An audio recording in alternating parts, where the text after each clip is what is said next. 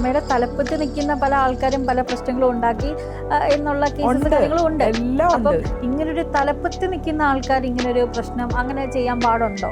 അമ്മ എന്ന് പറഞ്ഞൊരു സംഘടന നമ്മുടെയൊക്കെ പേഴ്സണൽ കേസും കാര്യങ്ങളും ഒന്നും പറയാനോ നമ്മുടെ പണാടപാടുകൾ ചെയ്യാനുള്ള ഒരു സംഘടനയല്ല അമ്മ. നമ്മളുണ്ടാക്കിയ പ്രശ്നം നമ്മൾ തീർക്കണം. ഒരു കേസുണ്ടെങ്കിൽ നമ്മൾ നോക്കണം. അതൊക്കെ അമ്മയെ കൊണ്ടൊന്നും വെക്കേണ്ട കാര്യമില്ല. അടുത്തിരുന്ന് സംസാരിച്ചാൽ പോലും പേടിയായി തുടങ്ങി പുരുഷന്മാർക്ക്. വേറെ ഒന്നുകൊണ്ടല്ല, ഇവള് പറയണതാണ് ഇപ്പോൾ കാര്യം എന്നുള്ള നിലയിലേക്ക് വരിക. അതിനൊരു സൊല്യൂഷൻ കണ്ടുപിടിക്കണം. ഇങ്ങനെ പുരുഷന്മാരെ ദ്രോഹിക്കാൻ പാടില്ല. എപ്പം നോക്കിയാലും പിള്ളേരുടെ കൂടെ കറക്കം പോക്ക് വലിയ എല്ലാം ഉണ്ട്. പരസ്യമായിട്ടൊക്കെയാണ് എറണാകുളം ടൗണിലൊക്കെ നിന്ന് സിഗരറ്റ് വാഞ്ഞ് വലിച്ചു വിടുക പെൺപിള്ളേർ, ചെറിയ കൊച്ചു പെൺപിള്ളേർ. കാണുമ്പോൾ എനിക്കൊക്കെ അത്ഭുതമാണ്. ആണോ, മനസ്സിലായോ? ഒരു സ്ത്രീ, ഒരു പെൺകുട്ടി, ഇത്രയും നല്ലൊരു കുട്ടി നിന്ന് സിഗരറ്റ് വലിച്ചിങ്ങനെ വിടുന്ന കാണുമ്പോൾ ഞാൻ വയ്ക്കും ഇതൊക്കെ എവിടെ എത്തിപ്പോയി എന്നുള്ളത്. അപ്പോൾ ആ പയ്യൻ എന്നെ ചോദിച്ചതിന് ഒരു മറുപടി ഞാൻ തിരിച്ചു കൊടുത്തു.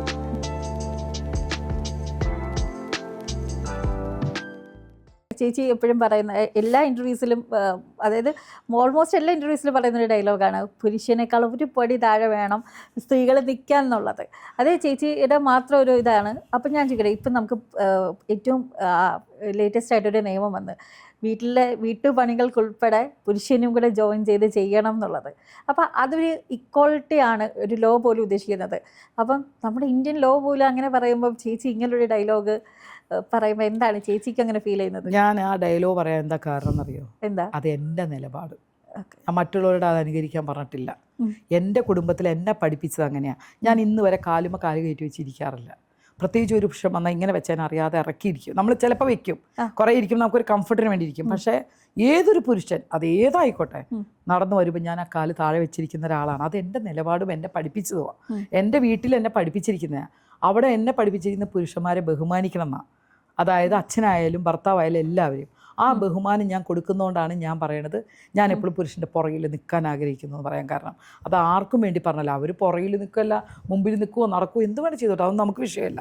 ഇനി അതിനെന്താണ് കാരണം? ഇപ്പോൾ ഈ പറഞ്ഞൊരു നിയമം വന്നെന്ന് പറഞ്ഞില്ലേ, ഇപ്പോൾ നമ്മൾ വീട്ടിൽ ഭർത്താവാണെങ്കിലും വീട്ടിലെല്ലാവരും ആണെങ്കിലും 2 കൈ അടിച്ചാലേ വെച്ചുണ്ടാവാറുള്ളൂ, ഇല്ലേ? നമ്മൾ കൈയടിക്കാൻ നിൽക്കണ്ട. നമുക്ക് കുടുംബം വലുതെന്നുള്ള ഏതൊരു സ്ത്രീയും നമ്മുടെ കുടുംബമാണ് വലുത് എന്ന് ചിന്തിച്ചാൽ ആ ഭർത്താവിൻ്റെ അച്ഛനും അമ്മയും സ്നേഹിച്ചേ പറ്റൂ. കാരണം ഞാൻ അമ്മയാകുമ്പോൾ എനിക്കറിയാം ആ അമ്മ എത്ര നൊന്ത് പ്രസവിച്ചായിരിക്കും ഇങ്ങനെ ഒരു മോനുണ്ടായിട്ടുള്ളത്. ഞാനിപ്പോൾ ഇവിടെ വന്നിരിക്കുമ്പോൾ എൻ്റെ വീട്ടിൽ ഭക്ഷണം കൊടുക്കുന്നത് അദ്ദേഹത്തിൻ്റെ അച്ഛനും അമ്മയാണ് എൻ്റെ മോനെ ഭർത്താവിനെ നോക്കുന്നത്. അപ്പം ഞാൻ ബഹുമാനിക്കേണ്ടത് ആ അച്ഛനും അമ്മയും തന്നെയാണ്, അല്ലേ? ഞാൻ എൻ്റെ വർക്ക് ചെയ്യാൻ വരുന്നു, ഞാൻ സമാധാനമായിട്ടിരിക്കുന്നു. അപ്പോൾ അവർക്ക് വേണ്ടി ഞാൻ ജീവിക്കും. അവർക്ക് വേണ്ടി എൻ്റെ ഈ മരണം വരെ ഞാൻ അവർക്ക് എന്ത് പ്രശ്നം വന്നാലും ഞാൻ കൂടെ നിൽക്കും. പിന്നെ പറഞ്ഞത് ഫുഡ് ഉണ്ടാക്കാനും എല്ലാത്തിനും ഒരുമിച്ച് വരണം എന്നുള്ളത്. നമ്മൾ ഒരു ഭർത്താവിനോടാണ് പറയേണ്ട രീതി കുറച്ചുണ്ട്. എൻ്റെ ഇത് വേറെ ആരും പകർത്തുകയോ അവർ ചോദ്യം ചെയ്യുകയോ ചെയ്താൽ എനിക്ക് കുഴപ്പമില്ല. എൻ്റെ നിലപാട് ഞാൻ തുറന്നു പറയും. ഞാൻ പറയുമ്പോൾ മറ്റുള്ളവർ പറയും, എന്താണ് നിങ്ങൾക്ക് കൂടെ വന്ന് സഹായിച്ചാൽ എന്താ, ഞാനിവിടെ ഒറ്റയ്ക്കല്ലേ ഇതൊക്കെ ചെയ്യുന്നത്, നിങ്ങൾ വന്നൊന്ന് സഹായിക്ക്, ഇതെൻ്റെ മാത്രമാണോ എന്ന് പറയുന്ന കുറേ രീതികളുണ്ട്. നിങ്ങളല്ലാതെ തിരിച്ചൊന്ന് പറഞ്ഞു നോക്കിയേ, ഒന്ന് വാന്നേ, ഒന്ന് സഹായിക്കൂ എന്നെ, ഒന്ന് വന്നേ, എനിക്ക് എല്ലാം കൂടെ പറ്റണില്ല, ഇതും വെക്കണം അതും വെക്കണം, ഇതെല്ലാം നോക്കണം, ഒന്ന് വരുമോ? ആദ്യം മടി കാണിച്ചാലും പോയി സ്നേഹത്തോടെ വിളിച്ചാൽ സ്നേഹമുള്ള ഒരു കുടുംബം നോക്കണം എന്നുള്ളൊരു ഭർത്താവ് വന്നിരിക്കും. നമ്മൾ അതിനാണ് താന്ന് നിൽക്കുന്നത് ഞാൻ പറയണേ. ഒന്ന് ക്ഷമിക്കുക, ഒന്ന് എളിമ. അത് ചെയ്യണോണ്ട് എന്താ തെറ്റ്? നമ്മുടെ കുടുംബമാണ്. സ്നേഹം കൊടുത്ത് സ്നേഹം വാങ്ങാൻ നോക്കണം. അഡ്ജസ്റ്റ്മെൻറ്റ് വേണ്ട. അഡ്ജസ്റ്റ് ചെയ്ത് നമ്മൾ ജീവിക്കേണ്ട കാര്യമില്ല. ഇനി എത്ര സ്നേഹം കൊടുത്താലും സ്നേഹം തരാതെ നമ്മൾ തരുമെന്ന് നമ്മൾ ഇറങ്ങിപ്പോയിക്കോ, നോക്കണ്ടെന്നേ, പുള്ളി നോക്കണ്ട. നമ്മൾ മാക്സിമം താഴ്ന്നു നിന്ന് അദ്ദേഹത്തിനോട് പറഞ്ഞാൽ ഏത് പുരുഷനാണെങ്കിലും അത് അംഗീകരിക്കുമെന്ന് എൻ്റെ ലൈഫിൽ കുറേ ആൾക്കാരുടെ ഞാൻ പഠിച്ചിട്ടുണ്ട്, ഇല്ലേ? തീരെ പറ്റാത്താണെങ്കിൽ നമുക്കൊന്നും ചെയ്യാനില്ല. കാരണം പാമ്പിനെ അഴിച്ചുവിട്ട് സ്ത്രീയെ കൊന്ന കേസുണ്ട്. അതേപോലെ തന്നെ ചേച്ചി ഇപ്പോൾ പറഞ്ഞു, ചേച്ചി ഇവിടെ വന്ന സമയത്ത് ചേച്ചിയുടെ വീട്ടിൽ മകനെ ചോറ് കൊടുക്കുന്നത് അല്ലെങ്കിൽ അമ്മായിയമ്മ, അപ്പം ചേച്ചി ഭയങ്കര ബ്ലെസ്ഡ് ആണ്. പക്ഷേ ഇപ്പോൾ റീസെൻ്റ് ആയിട്ടൊരു ഇഷ്യൂ ഉണ്ട്, അതറിയാമോ? അമ്മായിയമ്മയ്ക്ക് ചായ കൊടുത്തില്ല എന്നുള്ള ഒറ്റ കാരണത്താൽ മരുമകളെ കൊന്നു കളഞ്ഞു. ഉണ്ട്. അത് ഞാൻ പറയട്ടെ, നിങ്ങൾ ഒരു വശം ചിന്തിച്ചു. ആ അമ്മായിയമ്മയുടെ വേറെ ഹിസ്റ്ററി പറയണ കേട്ടപ്പോൾ എനിക്ക് കേട്ടറിവേ ഉള്ളൂട്ടെ, ഞാൻ പോയിട്ടില്ല. പറയുന്ന കാരണം എന്താ വെച്ചാൽ ഇവർ ഷുഗർ ഉണ്ട്, ഇവർക്ക് നേരത്തെ എന്തെങ്കിലും കുട്ടിയില്ലെങ്കിൽ ഇവർക്ക് വെപ്രാളുണ്ട്. ഇതെല്ലാം അറിയുന്ന മരുമോളാണ്. ഇവർ ഗ്യാസ് പോലും കൊടുക്കാതെ അതിൻ്റെ താക്കോലും എന്തോ എടുത്ത് പൂട്ടി മുകളിൽ വെച്ചു, തിളപ്പിച്ച് കുടിക്കണ്ടെന്നും പറഞ്ഞ്. ഇത് എനിക്കറിവല്ല, പറഞ്ഞു കേട്ടതാണേ, എനിക്ക് സത്യാവസ്ഥ അറിയില്ല. ഇതൊക്കെ നമ്മൾ കേൾക്കുന്ന കഥകളാണ്. അങ്ങനെ ഒരു സത്യമാണെങ്കിൽ തലക്കടിച്ച് കൊന്നല്ല, അപ്പോഴത്തെ ദേഷ്യം കൊണ്ടോ ആ ഒരു ഇതുകൊണ്ട് ചെയ്തതായിരിക്കാം. മനസ്സിലായോ? പക്ഷെ ഒരു ദേഷ്യത്തിന് ഒരാളെ അല്ലെങ്കിൽ സ്വന്തം മകന്റെ ഭാര്യയെ സ്വന്തം കൊച്ചുമകന്റെ അമ്മയാണ് കൊല്ലുന്നത്. അല്ല, അത് ചിലപ്പോൾ കൊല്ലണം എന്ന് വെച്ച് ചെയ്താലായിരിക്കാം. നാം പറയില്ലേ, നമുക്ക് ഇതിനെക്കുറിച്ച് സത്യസന്ധമായിട്ട് അറിഞ്ഞുകൂടാ എന്താന്നുള്ളത്. അതൊക്കെ ശരിയല്ല. കാരണം മരുമോളെ മോളായിട്ട് കാണണം, മരുമോളായിട്ട് കാണരുത്, മോളായിട്ട് തന്നെ കാണണം. ജീവിതം എന്നാലേ മുന്നോട്ട് പോവുള്ളൂ. ഇതൊക്കെ ഒരു ഇൻസിഡൻ്റ് അല്ലേ, നടന്നുപോയി, എന്ത് ചെയ്യാൻ പറ്റും? കാരണം ഇപ്പോൾ അതൊന്ന് ചിലപ്പോൾ ഒരു ചായ കൊടുത്തിട്ട് മാറാവുന്നതായിരിക്കും. ഇത് തിളപ്പിക്കണ്ടെന്നും പറഞ്ഞ് ഇത് സത്യമാണോ എന്ന് നമുക്കറിയില്ല. മാറ്റി പൂട്ടി വെക്കുന്നത് തെറ്റല്ലേ? ഒരു അമ്മയല്ലേ, വെള്ളം കുടിക്കാതെ മരിക്കാൻ പറ്റുമോ? അവർക്ക് ഷുഗർ കൂടിക്കഴിഞ്ഞാൽ അവർ വീണ് മരിച്ചാൽ നിങ്ങൾ എന്ത് പറയും? അത് നിരിച്ച് ചിന്തിക്ക്. ഷുഗർ കൂടി പെട്ടെന്ന് മരുന്നും കഴിക്കാതിരുന്ന ലോ ഷുഗർ ആയാൽ താഴെ വീണ് മരിച്ചു പോകും. അപ്പോൾ എന്ത് പറയും? അപ്പോൾ അതുകൊണ്ട് നമ്മൾ സത്യാവസ്ഥ അറിയാതെ നമ്മൾ പറയരുത്. അവരുടെ പേരിലാണ് തെറ്റ്, ഇവരുടെ പേരിലാണ് തെറ്റ് നമുക്കറിയില്ല. ശരിയാണ്, അല്ലാന്ന് ഞാൻ പറയുന്നില്ല. പക്ഷെ ഇതിനകത്ത് എന്താ സത്യാവസ്ഥ നമുക്കും അറിയില്ല. ആ ഒരു ദേഷ്യത്തിലോ എന്തിലോ ചെയ്തു പോയി. ചിലപ്പോൾ അവരതിന് വേറെ എന്തെങ്കിലും പ്രശ്നങ്ങളുള്ള അമ്മയായിരിക്കാം. ചിലപ്പോൾ മാനസികമായിട്ട് പ്രശ്നം ഉണ്ടാവാം. നമ്മളിതൊന്നും അറിയുന്നില്ലല്ലോ. കേട്ടറിവാണ് നമുക്ക്. കഷായത്തിൽ കലക്കി വെച്ച് കൊന്നു, പിന്നെ ഒരു കുട്ടിയെ തള്ളിയിട്ട് ട്രെയിൻ, ഇതെല്ലാം നമ്മുടെ ഈ കേരളക്കരയിൽ നടന്നുകൊണ്ടിരിക്കുന്ന സംഭവങ്ങളാണ്. അപ്പം ഇതിനൊക്കെ എന്താണ് ഈ പറഞ്ഞ പോലെ ഇതൊക്കെ വൈരാഗ്യവും ദേഷ്യവും ഒക്കെ ഉണ്ട്. സ്ത്രീയും പുരുഷനും ഭാര്യയും ഭർത്താവും ആണെങ്കിലും തുല്യമായിട്ട് സ്നേഹം കൊടുത്ത് സ്നേഹം വെച്ച് ജീവിച്ചാൽ കുറച്ച് നന്നായി മുന്നോട്ട് പോകാം. ഇപ്പോഴത്തെ പിള്ളേരൊക്കെ പറഞ്ഞ കല്യാണമേ വേണ്ടാന്ന്. അതെ, അത് എനിക്കിപ്പം ഒരു 28 വയസ്സാണ്. അപ്പം എന്നെ സംബന്ധിച്ചുള്ള എനിക്ക് ഫീൽ ചെയ്തിട്ടുള്ളത് എൻ്റെ ഒരു കാഴ്ചപ്പാട്, അതായത് മാരേജ് എന്നുള്ള കോൺസെപ്റ്റ് വരുമ്പോഴത്തേക്ക് എല്ലാ ഗേൾസിനും പൊതുവേ തോന്നുന്നത് അവരവരുടെ ഫ്രീഡം നഷ്ടപ്പെടുന്നു. അതായത് എനിക്ക് ചേച്ചി പോലും ഇൻ്റർവ്യൂസിൽ പറയാൻ തുടങ്ങി, നമ്മൾ ഇപ്പം ചേച്ചി ഇടുന്ന ഡ്രസ്സിങ് ആണെങ്കിൽ പോലും ചേച്ചിയുടെ പാരൻസ് ആണെങ്കിലും ഇപ്പോൾ ചേച്ചിയുടെ വീട്ടിലുള്ള അമ്മയച്ചനും അമ്മയും എല്ലാവർക്കും കംഫർട്ട് ആവുന്ന രീതിയിലുള്ള ഡ്രസ്സിങ് പാറ്റേൺ ആണ് ചേച്ചി ചൂസ് ചെയ്യുന്നത്. അപ്പം നമ്മൾ ഇൻ കേസ് ഡ്രസ്സിങ് ചൂസ് ചെയ്യുമ്പോൾ പോലും അവരിഷ്ടങ്ങൾ നമ്മൾ അഡാപ്റ്റ് ചെയ്ത് നിന്നാൽ അപ്പം നമ്മുടേതായ സ്വന്തം ഇഷ്ടങ്ങൾക്ക് ഒന്നും ചെയ്യാൻ പറ്റാതെ വരും. നമ്മുടെ ഫ്രീഡം അവിടെ ബ്രേക്ക് ആവും. അപ്പം അവർക്ക് തോന്നുന്നത്, പൊതുവേ കണ്ടുവരുന്നത്, ഒരു പ്രായം വരെ എല്ലാ ഗേൾസും അവരുടെ പാരൻസിനെ ഡിപ്പെൻഡ് ചെയ്ത് നിൽക്കണം എന്നാണ് പേരൻസ്. കാരണം നമ്മൾ അങ്ങനെയാണ്, കാരണം അവർ അണ്ടറിൽ നിൽക്കുന്നത്.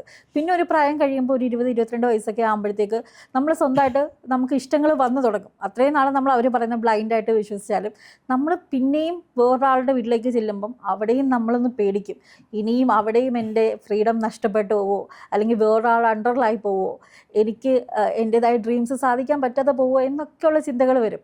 ആ മെയിൻ ചിന്തകളാണ് ഇന്ന് ഏറ്റവും കൂടുതൽ പെൺകുട്ടികളെ കല്യാണം കഴിക്കേണ്ട, ഇൻ കേസ് ലിവിങ് ടുഗദർ താമസിച്ചാൽ പോലും കല്യാണം കഴിക്കേണ്ട എന്ന് ചിന്തിക്കുന്ന ഒരുപാട് ആൾക്കാരുണ്ട്.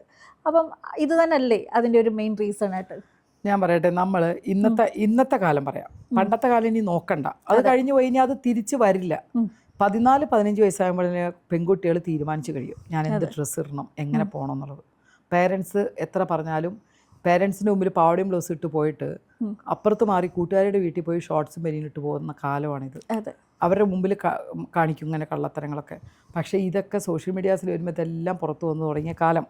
ഞാൻ പറയണത്, ഒരു ഡ്രസ്സ് ഇടുന്നതിന് യാതൊരു തെറ്റുമില്ല. നമുക്ക് ഷോർട്സ് ഇടാം, ബനിയൻ ഇടാം, സ്ലീവ്ലെസ് ഇടാം, എല്ലാം ഇടാം. പക്ഷെ അവനവൻ്റെ ശരീരം ചേരുന്ന് ഇടണം. ഞാൻ എൻ്റെ ഡ്രസ്സ് സെൻസിനെ കുറിച്ച് പറഞ്ഞത്, എൻ്റെ വീട്ടിലിടുന്നത് ചുരിദാർ, സാരി പറയാൻ കാരണം എനിക്ക് ഷോർട്സ് ഇട്ടാലും ബനിയൻ ഇട്ടാലും ചേരൂല. എന്നെ അങ്ങനെ ആരും കാണുന്നില്ല, എൻ്റെ വീട്ടുകാർക്ക് അത് ഇഷ്ടമല്ല. അപ്പം ഞാൻ എന്ത് ചെയ്യണം? അവരുടെ ഇഷ്ടം കൂടെ ഞാൻ മുൻതൂക്കം കൊടുക്കണം. കാരണം എൻ്റെ ഫാമിലിയാണ് എനിക്ക് വലുത്. ഞാൻ എൻ്റെ നിലപാടാണ് പറഞ്ഞത്, നിങ്ങളോട് ആരോട് ഇടണ്ടെന്ന് ഞാൻ പറഞ്ഞിട്ടില്ല. നമ്മളൊരു കാര്യം ചെയ്യുക, ഇത്രയും നല്ല ഷേപ്പുള്ള കൊച്ചൊരു ഉടുപ്പിട്ട് നല്ല വയറൊക്കെ കുറച്ച് തള്ളി തൂങ്ങി നിന്നിട്ട് ആ ഉടുപ്പിട്ട് പോയാൽ വല്ല ഭംഗി ഉണ്ടാവുമോ? ഇപ്പം ഞാൻ ഈ സാധനം വെച്ചിരിക്കുന്നത് വെറുതെയാണ്, എൻ്റെ കാല് കാണാനൊന്നും പറ്റാണ്ടല്ല, ഒരു കംഫർട്ടിന് ഞാൻ വെച്ചതാ അല്ലേ. അതേസമയം ചില സ്ഥലങ്ങളിലൊക്കെ കണ്ടിട്ടില്ലേ, ഇതിട്ടിട്ട് കഷ്ടപ്പെട്ടിട്ട് ഒതുക്കാനും പിടിക്കാനും പറ്റാണ്ട് കിടന്ന് കഷ്ടപ്പെടുന്ന കാണാറില്ലേ? അതെന്തിന്? സമൂഹത്തിൽ നമ്മൾ വന്നിരിക്കുമ്പോൾ കുറച്ച് നമ്മൾ, പ്രത്യേകിച്ച് ഇന്നത്തെ കാലത്ത് ഏത് സമയവും ക്യാമറകളാണ്, എവിടെ വയ്ക്കും എന്ന് പറയാൻ പറ്റില്ല. ടോപ്പിൽ നിന്ന് എടുക്കാം, സെൽഫി എടുക്കുമ്പോഴും കുഴിഞ്ഞ്, എല്ലാത്തിനും ലേഡീസിന് ഒരു ഇറക്കമുള്ള ബ്ലൗസ് പോലും ഇടാൻ പറ്റാത്ത അവസ്ഥയാണ്. സാരിയുടെ ഇടയിൽ കൂടെ ഇതൊക്കെ എടുക്കുന്നുള്ള ചിന്ത നമ്മൾ ഈ സോഷ്യൽ മീഡിയാസിൽ കാണുന്നില്ലേ?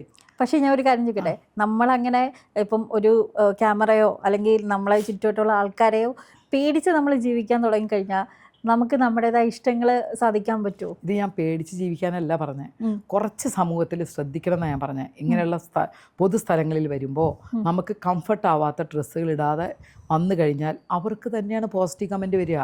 നിങ്ങളൊന്നിലെ ആ കമൻറ്റ് വായിക്കുക. ഇപ്പം ഞാനൊരു ഡ്രസ്സ് ഇട്ട് പോയി, ഒരു കമൻറ്റിനോട് അനുവദിച്ചല്ല ഞാൻ പറഞ്ഞത്. നെഗറ്റീവ് കമൻറ്റ്സ് വരുമ്പോൾ അത് നമ്മളൊന്ന് ശ്രദ്ധിച്ചാൽ എന്താ കുഴപ്പം? കാരണം അല്ലെങ്കിൽ പിന്നെ ഇങ്ങനെയുള്ള സമൂഹങ്ങൾ എന്തിനാ വന്നിരിക്കുന്നത്? അല്ല ഇടുന്നോണ്ട് ഞാൻ പറഞ്ഞില്ല, ഇടുന്നോണ്ട് ഒരു കുഴപ്പമില്ല. നമ്മുടെ ശരീരത്തിൽ ചേരുന്ന ഏത് ഡ്രസ്സും നമുക്കിടാം, നമ്മുടെ അവകാശമാണ് അത് ഇടാന്നുള്ളത്. ഞാൻ നിങ്ങളെ ആരും കുറ്റം പറഞ്ഞിട്ടില്ല, എനിക്കിടാൻ പറ്റില്ല, ഞാൻ ഇടുന്നത് ഇതാണെന്നേ ഞാൻ പറഞ്ഞിട്ടുള്ളൂ. നാളെ എന്നോടൊരു ചെറിയ ഷോർട്സ് മെരീനിട്ട് അഭിനയിക്കാം, എനിക്ക് ഇത്ര കോടി രൂപ തരാമെന്നാണ്, ഞാൻ അഭിനയിക്കില്ല. എനിക്ക് പൈസയ്ക്ക് ആവശ്യമുണ്ട്, പക്ഷേ അങ്ങനത്തെ ഡ്രസ്സ് ഇട്ട് അഭിനയിക്കാൻ ഞാൻ മുതിരില്ല. അതെന്തുകൊണ്ടാണ്? അതേപോലെ ഇപ്പം തന്നെ കണ്ടില്ലേ, നിങ്ങളൊന്ന് ഇൻസ്റ്റ എടുത്ത് നോക്കിയേ, എത്ര പെൺപിള്ളേരാണ് ആഭാസമായിട്ട് വളരെ വൃത്തികേടായിട്ട് വീഡിയോസ് ഇടുന്നത്. അതെ, അതിലെ കാശ് ഉണ്ടാക്കുന്നത്. ഇതിൽ ഞാനൊരു കാര്യം പറയട്ടെ, ഒരു മോഡൽ പറഞ്ഞൊരു ഡയലോഗാണ്. ആ കുട്ടി ഒരുപാട് നാൾ വളരെ മാന്യമായിട്ട് സാരി എടുത്ത് ഫോട്ടോസ് കാര്യങ്ങളൊക്കെ പോസ്റ്റ് ചെയ്തിട്ടുണ്ടായിരുന്നു. അത് കുറേ ഫോട്ടോഷൂട്ടുകൾ ചെയ്തിട്ടുണ്ടായിരുന്നു. അപ്പോഴൊന്നും കിട്ടാത്ത വ്യൂസാണ് ആ കുട്ടിക്ക് കുറച്ച് ക്ലീവേജ് കാണിച്ച് അല്ലെങ്കിൽ കുറച്ച് ഇറക്കി സാരി എടുത്തപ്പോൾ കിട്ടിയെന്ന്. അത് ഈ സമൂഹം ഒരുപാട് മാറിപ്പോയതുകൊണ്ടല്ലേ? എന്നുവെച്ചാൽ മാന്യമായിട്ട് എന്ത് ചെയ്താലും അവരെ നെഗ്ലക്റ്റ് ചെയ്യുന്നു. അപ്പം എന്ത് ചെയ്തു കഴിഞ്ഞാൽ ഒന്ന് മുന്നോട്ട് കയറി വരാൻ പറ്റും എന്നുള്ളൊരു ചിന്ത ആയിരിക്കുമോ ഇവരെ കൊണ്ടിരിക്കാനൊക്കെയുള്ള കുറച്ചുകൂടെ മോഡേണായിട്ട് വരാൻ അങ്ങനെയുള്ള ഒരു പ്രചോദനം നൽകുന്നത്? അതെ, നമുക്ക് എങ്ങനെയും കാശുണ്ടാക്കാം ഇല്ലേ? ഏത് രീതിയിൽ വേണേൽ കാശുണ്ടാക്കാം. മാന്യമായിട്ട് ഉണ്ടാക്കാം, മാന്യമല്ലാതെ ഉണ്ടാക്കാം. അത് ഓരോരുത്തർ തിരഞ്ഞെടുക്കുന്ന ചോയ്സാണ്. അവർക്കിപ്പോൾ അങ്ങനെ കിട്ടിയില്ല എന്ന് വെച്ചാൽ വേറെ എന്തിനും ഇങ്ങനെ കാണിച്ച് പൈസ ഉണ്ടാക്കുന്നത്? ഇങ്ങനെയുള്ള ഇത് കാണിച്ച് റീച്ച് കൂട്ടി അതിനും ഭേദം നല്ല അന്തസ്സായിട്ട് ജോലിക്ക് പോയിക്കൂടെ? നമ്മളാണ് തീരുമാനിക്കേണ്ടത്. നമ്മൾ എന്തിനു നമ്മുടെ ശരീരം പ്രദർശിപ്പിച്ച് അതിനോടൊന്നും എനിക്ക് യാതൊരു യോജിപ്പുമില്ല. കാരണം എന്താണെന്നറിയോ, ഇവർ എന്നായാലും കല്യാണം കഴിച്ച ഒരു കുഞ്ഞൊക്കെ ഉണ്ടാവില്ലേ, ഈ സാധനമൊക്കെ ഇതിൽ തന്നെ കിടക്കും, മക്കളായിരിക്കും ഇത് കാണുന്നത്. ആ ഒരു ചിന്തയൊക്കെ നമുക്ക് വേണ്ടേ? നമ്മൾക്ക് ഇങ്ങനെ അഴിഞ്ഞ് ഇട്ട് ഇങ്ങനെ നടന്നു കഴിഞ്ഞാൽ നാളെ നമ്മുടെ ഫാമിലി ആൾക്കാരും കാണുമെന്നൊക്കെ ഒരു ചിന്തയൊക്കെ വേണം. അല്ല, അങ്ങനെ പറഞ്ഞു കഴിഞ്ഞാൽ നമ്മൾ ഇന്ന് മോഡലിംഗ് ഫീൽഡിൽ ഇറങ്ങുന്ന ആൾക്കാർ ഫീൽഡ് ഉണ്ട്. ഞാൻ പറട്ടെ, മോഡലിംഗ് ഫീൽഡിൽ ഇറങ്ങുമ്പോൾ അതിന്റെ ഡ്രസ്സിങ് അതാണ്. അത് മനസ്സിലാക്കാനുള്ള ഇത് ഇവർക്കുണ്ട്. ഞാൻ പറഞ്ഞത് ഇതുപോലുള്ള ഇൻസ്റ്റാ ഇങ്ങനെയുള്ള കാര്യങ്ങൾ പോസ്റ്റ് ചെയ്യണതിനെ കുറിച്ചാണ്. പോസ്റ്റ് ചെയ്യണ എന്തിനു വേണ്ടിയിട്ടാ? സാമ്പത്തികം. അപ്പൊ അവിടെ വേറൊരു കാര്യമുണ്ട്. ഇൻ കേസ് ഒരു ഇപ്പം ജോലിക്ക് ഇപ്പം ഒരു MCOM ഒക്കെ പഠിച്ച അല്ലെങ്കിൽ ഒരു PG ഉള്ള ഒരു വ്യക്തി ഒരു മാസം ഫുള്ള് രാവിലെ തൊട്ട് വൈകുന്നേരം വരെ ജോലിക്ക് പോയി കഴിഞ്ഞാൽ അവൾക്ക് കിട്ടുന്ന ഒരു 18 അല്ലെങ്കിൽ ഒരു 20 രൂപ മാക്സിമം ആയിരിക്കും. പക്ഷേ ഇതൊന്നും ഇല്ലാതെ ഇതിൻ്റെ ഒരു 10 ഇരട്ടി കാശായിരിക്കും ഇവർ ഉണ്ടാക്കുന്നത്. അപ്പോൾ അവർ നോക്കുന്ന സമയത്ത് ഇവരെ എല്ലാ ഫ്രീഡവും നടക്കുന്നു, അവർക്കൊരു സെലിബ്രിറ്റി എന്നുള്ള ഒരു വേർഡ് കിട്ടുന്നു, എല്ലാം ഒരുപാട് ഫെസിലിറ്റീസ് അവൈലബിൾ ആവണം. മീൻസ് ഇപ്പോൾ ഡ്രസ്സ് ആണെങ്കിലും കൊളാബ്സ് ആണെങ്കിലും അങ്ങനെ. ഇൻ കേസ് സിനിമയിലുള്ള സെലിബ്രിറ്റി അല്ല ഞാൻ ഉദ്ദേശിക്കുന്നത്, ഇൻസ്റ്റയിലുള്ള. അപ്പോൾ ഇവർ നോക്കുമ്പോൾ ഇവർക്ക് ഒരുപാട് ഫെസിലിറ്റീസ് കിട്ടുന്നു. മേ ബി അതുകൊണ്ടിട്ടായിരിക്കാം അവരിങ്ങനെ ഒരു പാർട്ടി എടുക്കുന്നത്. ഓക്കെ, ഇത് മാത്രമല്ലല്ലോ, സ്ത്രീകൾക്ക് വേറെ എന്തൊക്കെ കാശുണ്ടാക്കാൻ ഒരുപാട് കാര്യങ്ങളുണ്ട് ഇല്ലേ? ഇത് വന്നിട്ട് ഈ പൊതുജനങ്ങളുടെ മുമ്പിൽ ഇതുപോലെ അഴിഞ്ഞാടിയിട്ട് പൈസ ഉണ്ടാക്കിയിട്ട് എന്താ അങ്ങനെ പറയാൻ കാരണം? അവർക്ക് അതിൽ നിന്നാവുമ്പോൾ ഈസിയാണ്, വേറെ പണിയൊന്നുമില്ല. പക്ഷേ അവർ വേറെ ഒന്നും ചിന്തിക്കുന്നില്ല, അവരവരുടെ ലൈനിലേ പോകൂ. അപ്പോൾ അവരവരുടെ ശരീരം വിറ്റ് ജീവിക്കുന്നവരെ കുറിച്ച് നമുക്ക് എന്ത് പറയാൻ പറ്റും? അത് അവരുടെ ഒരു ഇതാണ്. പക്ഷെ അതൊക്കെ നിർത്താനുള്ള നിയമം വരണം. അങ്ങനെ പൈസ ഉണ്ടാക്കണ്ടെന്നേ സ്ത്രീകൾ. ഞാനൊരു സ്ത്രീയാണ്, താങ്കളൊരു സ്ത്രീയല്ലേ? നമ്മുടെ ശരീരം എക്സ്പോസ് ചെയ്ത് കാശ് വാങ്ങാന്നുള്ള ഈ ഇൻസ്റ്റയിൽ. കാരണം എന്താ പറയുക, ഈ ഇൻസ്റ്റ കാണുന്ന എൻ്റെ മോനും ഇതുപോലെയുള്ള കൊച്ചു ആമ്പിള്ളേരൊക്കെയാണ് ഈ കണ്ടുകൊണ്ടിരിക്കുന്നത്. അപ്പം അങ്ങനെ ഇൻസ്റ്റയിലൊന്നും കാണിക്കാതെ ഉള്ള ഒരു നിയമം വരണമെന്ന് ഞാൻ പറയണം. അത് കട്ട് ചെയ്യണം, അങ്ങനെയുള്ളത് അനുവദിക്കരുത്. ഇതിപ്പോ അല്ല, അവര് അല്ലാതെ വേറെ സംഭവങ്ങളുണ്ടല്ലോ, തന്നെ റീച്ചാക്കാൻ പറ്റിയ എന്തൊക്കെയോ ഇല്ലേ? പേഴ്സണലി എന്താ സബ്സ്ക്രിപ്ഷൻ അതൊക്കെ ഇല്ലേ? അതൊക്കെ അവർ തനിച്ച് കണ്ടോട്ടെ, പൈസ ഉണ്ടാക്കിക്കോട്ടെ. ഞങ്ങളെ പോലുള്ള ആൾക്കാർക്ക് എന്തിനു കണ്ടു? നമുക്ക് ചേച്ചി പറയുന്നത് ഇങ്ങനെ കാണുമ്പോൾ ഇങ്ങനെയുള്ള എക്സ്പോസ് ചെയ്യുന്ന കാര്യങ്ങൾ സബ്സ്ക്രിപ്ഷൻ എടുത്തിട്ട് മാത്രം അവരെങ്ങനെ അത് അവരുടെ ജീവിതം അവർ വിറ്റ് കാശാക്കുന്നതാണ്. കാരണം അവർക്ക് ലൈഫ് മുന്നോട്ട് നോക്കണ്ട. ഞങ്ങൾക്ക് എന്താണ് ലൈഫ് മുന്നോട്ട് നോക്കും വേണം. ഞങ്ങളുടെ കൂടെയുള്ള ആൾക്കാർ ഇത് കാണുക. അതിൻ്റെ അടിയിൽ വന്നിരിക്കുന്ന നെഗറ്റീവ് കമന്റ്സ് നിങ്ങൾ കണ്ടു നോക്ക്. അത് അവര് ചെയ്ത് പൈസ ഉണ്ടാക്കിക്കോട്ടെ, നമുക്ക് ഒരു പ്രശ്നമില്ല. പരസ്യമായിട്ട് കാണിക്കുന്നതിനാണ് ഞാൻ പറഞ്ഞ തെറ്റുന്നത്. സ്ത്രീ കാണിക്കുന്നത്. ഞാനൊക്കെ നല്ല രീതിയിൽ വളർന്നു വരുന്നതുകൊണ്ട് എനിക്കതൊന്നും അക്സെപ്റ്റ് ചെയ്യാൻ പറ്റില്ല. ഞാൻ അതിന് കൂട്ടി നിൽക്കില്ല. അല്ല, ഇപ്പൊ സ്ത്രീകൾ തന്നെയാണ് സ്ത്രീകൾക്കുള്ള ഒരു ബഹുമാനം കുറയ്ക്കുന്നത് അല്ലേ? ഇൻസ്റ്റ എടുത്ത് നോക്ക്, ഇങ്ങനെ ചെയ്യുന്ന എത്രയോ വീഡിയോസിന് എത്രയോ പേര് ഇങ്ങനെ ഇട്ട് കാശോ എന്തൊക്കെ ഉണ്ടാക്കുന്നുണ്ട്. അവർക്ക് വേറെ ജോലിക്ക് പോയിക്കൂടെ? പക്ഷേ ഒരു ഇതൊന്നും ചെയ്യാതെ ഇതൊന്നും നല്ല മാന്യമായി ഡ്രസ്സ് വിട്ട് വീഡിയോസ് വൈറലാക്കുന്ന എത്ര സ്ത്രീകൾ ആ ഇൻസ്റ്റയ്ക്ക് ഉണ്ടെന്ന് അറിയാമോ? ഉണ്ട്. പക്ഷേ എന്നാലും വ്യൂസ് കൂടുതൽ, അതായത് നമ്മുടെ ജനങ്ങൾ ഏറ്റവും കൂടുതൽ നെഗറ്റീവ് കമൻറ്റ് ഇടുന്നത് ഇങ്ങനെയൊക്കെ വരുന്ന സ്ത്രീകൾക്കാണെങ്കിലും, പക്ഷേ ആ നെഗറ്റീവ് കമൻറ്റ് ഇടുമ്പോൾ പോലും അവരത് 10 വട്ടം വ്യൂ, അപ്പോൾ ഒരാളായി നിന്ന് 10 വ്യൂസ് ഉണ്ടാവും. അപ്പോൾ അത് അവർക്കുള്ള വരുമാനമായിട്ടാണ്. ഈവൻ പേരെടുത്ത് പറയുകയാണെങ്കിൽ ആലൻ ജോസ് പെരേര പറയുന്നുണ്ട് ഇടയ്ക്ക്, ഞാൻ കാണിക്കുന്ന കോമാളിത്തരങ്ങളാണ്, അതെനിക്കും അറിയാം, പക്ഷേ നിങ്ങളുണ്ടാക്കുന്ന പേയ്മെൻറ്റ് എത്രയാണോ, പേയ്മെൻറ്റ് കാശ് അവർക്ക് എത്ര, നിങ്ങൾക്ക് ഒരു മാസം പോയാൽ എത്ര രൂപ കാശ് കിട്ടും, അതിൽ 10 ഇരട്ടി എനിക്ക് കിട്ടുന്നുണ്ട്. അപ്പോൾ ആ കോമാളിത്തരങ്ങൾ ഉൾപ്പെടെയുള്ള കാര്യങ്ങൾ ആൾക്കാർ വിറ്റ്, അതായത് ഇത് കാണാൻ ഒരു വിഭാഗം ആൾക്കാരുണ്ട്, അതിനെ സപ്പോർട്ട് ചെയ്യാൻ. നെഗറ്റീവ് ആണെങ്കിൽ പോലും ചില ഡയറക്ടേഴ്സിൻ്റെ സിനിമ അത് നമ്മൾ കളിയാക്കാൻ വേണ്ടിയിട്ട്, അല്ലെങ്കിൽ നമ്മൾ കോമാളിത്തരങ്ങൾ കാണാൻ വേണ്ടി മാത്രം പോയി കാണും. അങ്ങനെയുള്ള എത്രയോ സിനിമകൾ, സാധാരണ സിനിമ ഫ്ലോപ്പ് ആകുമ്പം അങ്ങനെയുള്ള സിനിമകൾ ഹിറ്റാവാറുണ്ട്. പക്ഷേ നമ്മുടെ ജനങ്ങൾ തന്നെയാണ്, അവരെ കാഴ്ചപ്പാടാണ് ഇവരെ ഇങ്ങനെ വളർത്തിക്കൊണ്ട് വരുന്നത് തോന്നിയിട്ടുണ്ടോ ചേച്ചിക്ക്? ഞാൻ പറയട്ടെ, നമ്മുടെ ജനങ്ങൾ തന്നെ വളർത്തിക്കൊണ്ട് വരല്ല, അത് കണ്ടു പോകാൻ ഇഷ്ടം പോലെ ആൾക്കാരുണ്ട്, അതൊരു ടൈം പാസ് പോലെ കാണുന്നുണ്ട്, ഒക്കെ ശരി തന്നെ. പക്ഷെ ഇത് പൊതുവേ നമ്മുടെ എല്ലാവരും ഇത് കാണുക. നമ്മളും ഞാൻ എൻ്റെ ഒരു നിലപാടാണ് പറഞ്ഞിട്ടുള്ളൂ. ഇപ്പോൾ മോളുടെ വ്യൂവേഴ്സ് വേറെ ആയിരിക്കും, പക്ഷെ എനിക്കത് നോക്കേണ്ട കാര്യമില്ല. ഞാൻ എൻ്റെ നിലപാട് പറയണേ, ഇതുപോലെ ഇൻസ്റ്റയിൽ ഇങ്ങനെയൊക്കെ കാണിക്കുന്നത്, പരസ്യമായിട്ട് കാണിക്കുന്നത് നിർത്തലാക്കണം. അത് ഒരു സ്ത്രീയെ ഇതുപോലെ മോശമാക്കിയിട്ടാണ് ചിത്രീകരിക്കുന്നത്. എന്നിട്ട് ഇതുപോലെയൊക്കെ കാണിച്ച് പുറത്തിറങ്ങി ഈ മാതിരി വേഷമിട്ട് ഇതുപോലെയും കാണിച്ച് ഈ സ്ത്രീ പുറത്തിറങ്ങുമ്പോൾ ആരെങ്കിലും ഒന്ന് തോടുകയോ ഞെക്കുകയോ ചെയ്ത് കഴിഞ്ഞാൽ അവൻ പീഡനമായി, ആണുങ്ങൾ ആയി ഓണം. അവരിങ്ങനെ നടന്നു എന്നുള്ളത് അവർക്ക് കാശുണ്ടാക്കാന്നൊന്നും ചിന്തിക്കില്ല. അപ്പോൾ ഈ എല്ലാവരും പുരുഷനെ കുറ്റം പറയും. ഈ മാതിരി എന്ത് കാണിച്ചാലും ഒരു കുഴപ്പമില്ല, മാന്യമായി ഡ്രസ്സ് ഇടാതെയോ അറിയാതെ ഒന്ന് മുട്ടുവോ. ഞാൻ പറഞ്ഞിട്ടുണ്ട്, ബസ്സിലാണെങ്കിൽ പോലും അറിയാതെ മുട്ടിയാൽ പോലും ചിലപ്പോൾ കേരളത്തിലെ റോഡാ, ചിലപ്പോൾ ഒന്ന് അങ്ങോട്ട് പോകും, ബസ് ഒന്ന് ഇങ്ങോട്ട് പോകും, ചിലപ്പോൾ ഒന്ന് മേല് തൊട്ടുന്ന് വരും. ഇതൊക്കെ പീഡനമായിട്ട് ആണുങ്ങളെ പറയാൻ പറ്റില്ല. ഇപ്പം നല്ലതും ചീത്തയും മനസ്സിലാക്കാൻ പറ്റണില്ല. നല്ല പുരുഷനാണോ ചീത്ത എങ്ങനെ അറിയാം, നല്ല സ്ത്രീയാണെന്ന് എങ്ങനെ അറിയാൻ പറ്റും നമുക്ക്? കുറേയൊക്കെ നമ്മളാണ് ഉണ്ടാക്കിയെടുക്കുന്നത്. അല്ല, പക്ഷേ ഇതിൽ ഒരു തിരുത്ത് പറയാൻ, ഞാൻ തിരുത്തുമല്ല, എന്നാൽ പോലും പുരുഷന്മാർക്ക് തട്ടണമെങ്കിൽ സ്ത്രീകൾ ഇങ്ങനെ ഡ്രസ്സ് ഇട്ടാൽ മാത്രമല്ല തട്ടുന്നത്. ഇപ്പം എത്രയോ നമ്മുടെ അമ്മമാർ പറഞ്ഞില്ല, ഞാൻ ഡ്രസ്സ് ഇട്ട് പോകുന്നതിനെ കുറിച്ചല്ല പറഞ്ഞത്.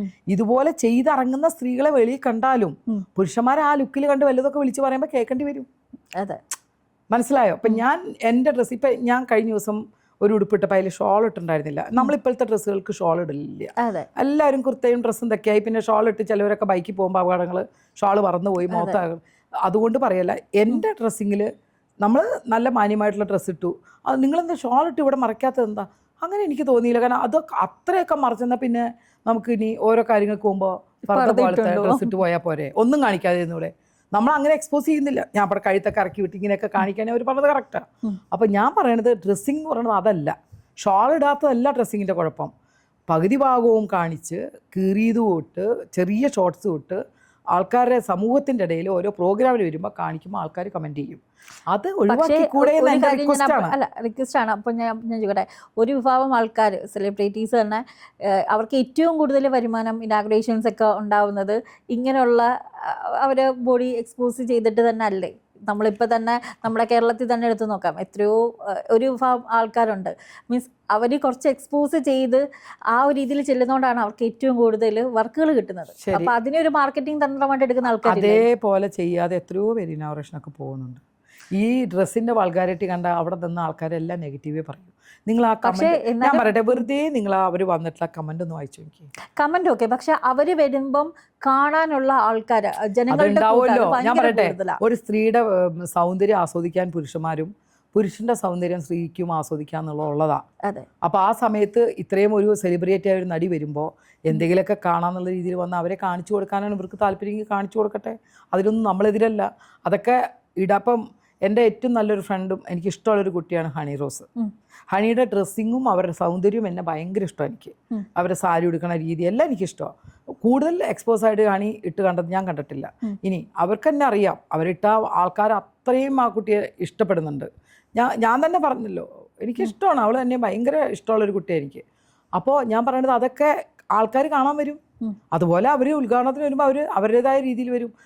നല്ല ഡ്രസ്സ് ഇട്ട് വന്നിട്ടില്ലേ, എത്രയോ നല്ല ഡ്രസ്സ് ഇട്ട് എല്ലാവരും വരുന്നുണ്ട്. പക്ഷേ ഇത് കാണിക്കാൻ വേണ്ടി ഇട്ടിട്ട് വരുമ്പോൾ ജനം കീറി മുറിക്കും.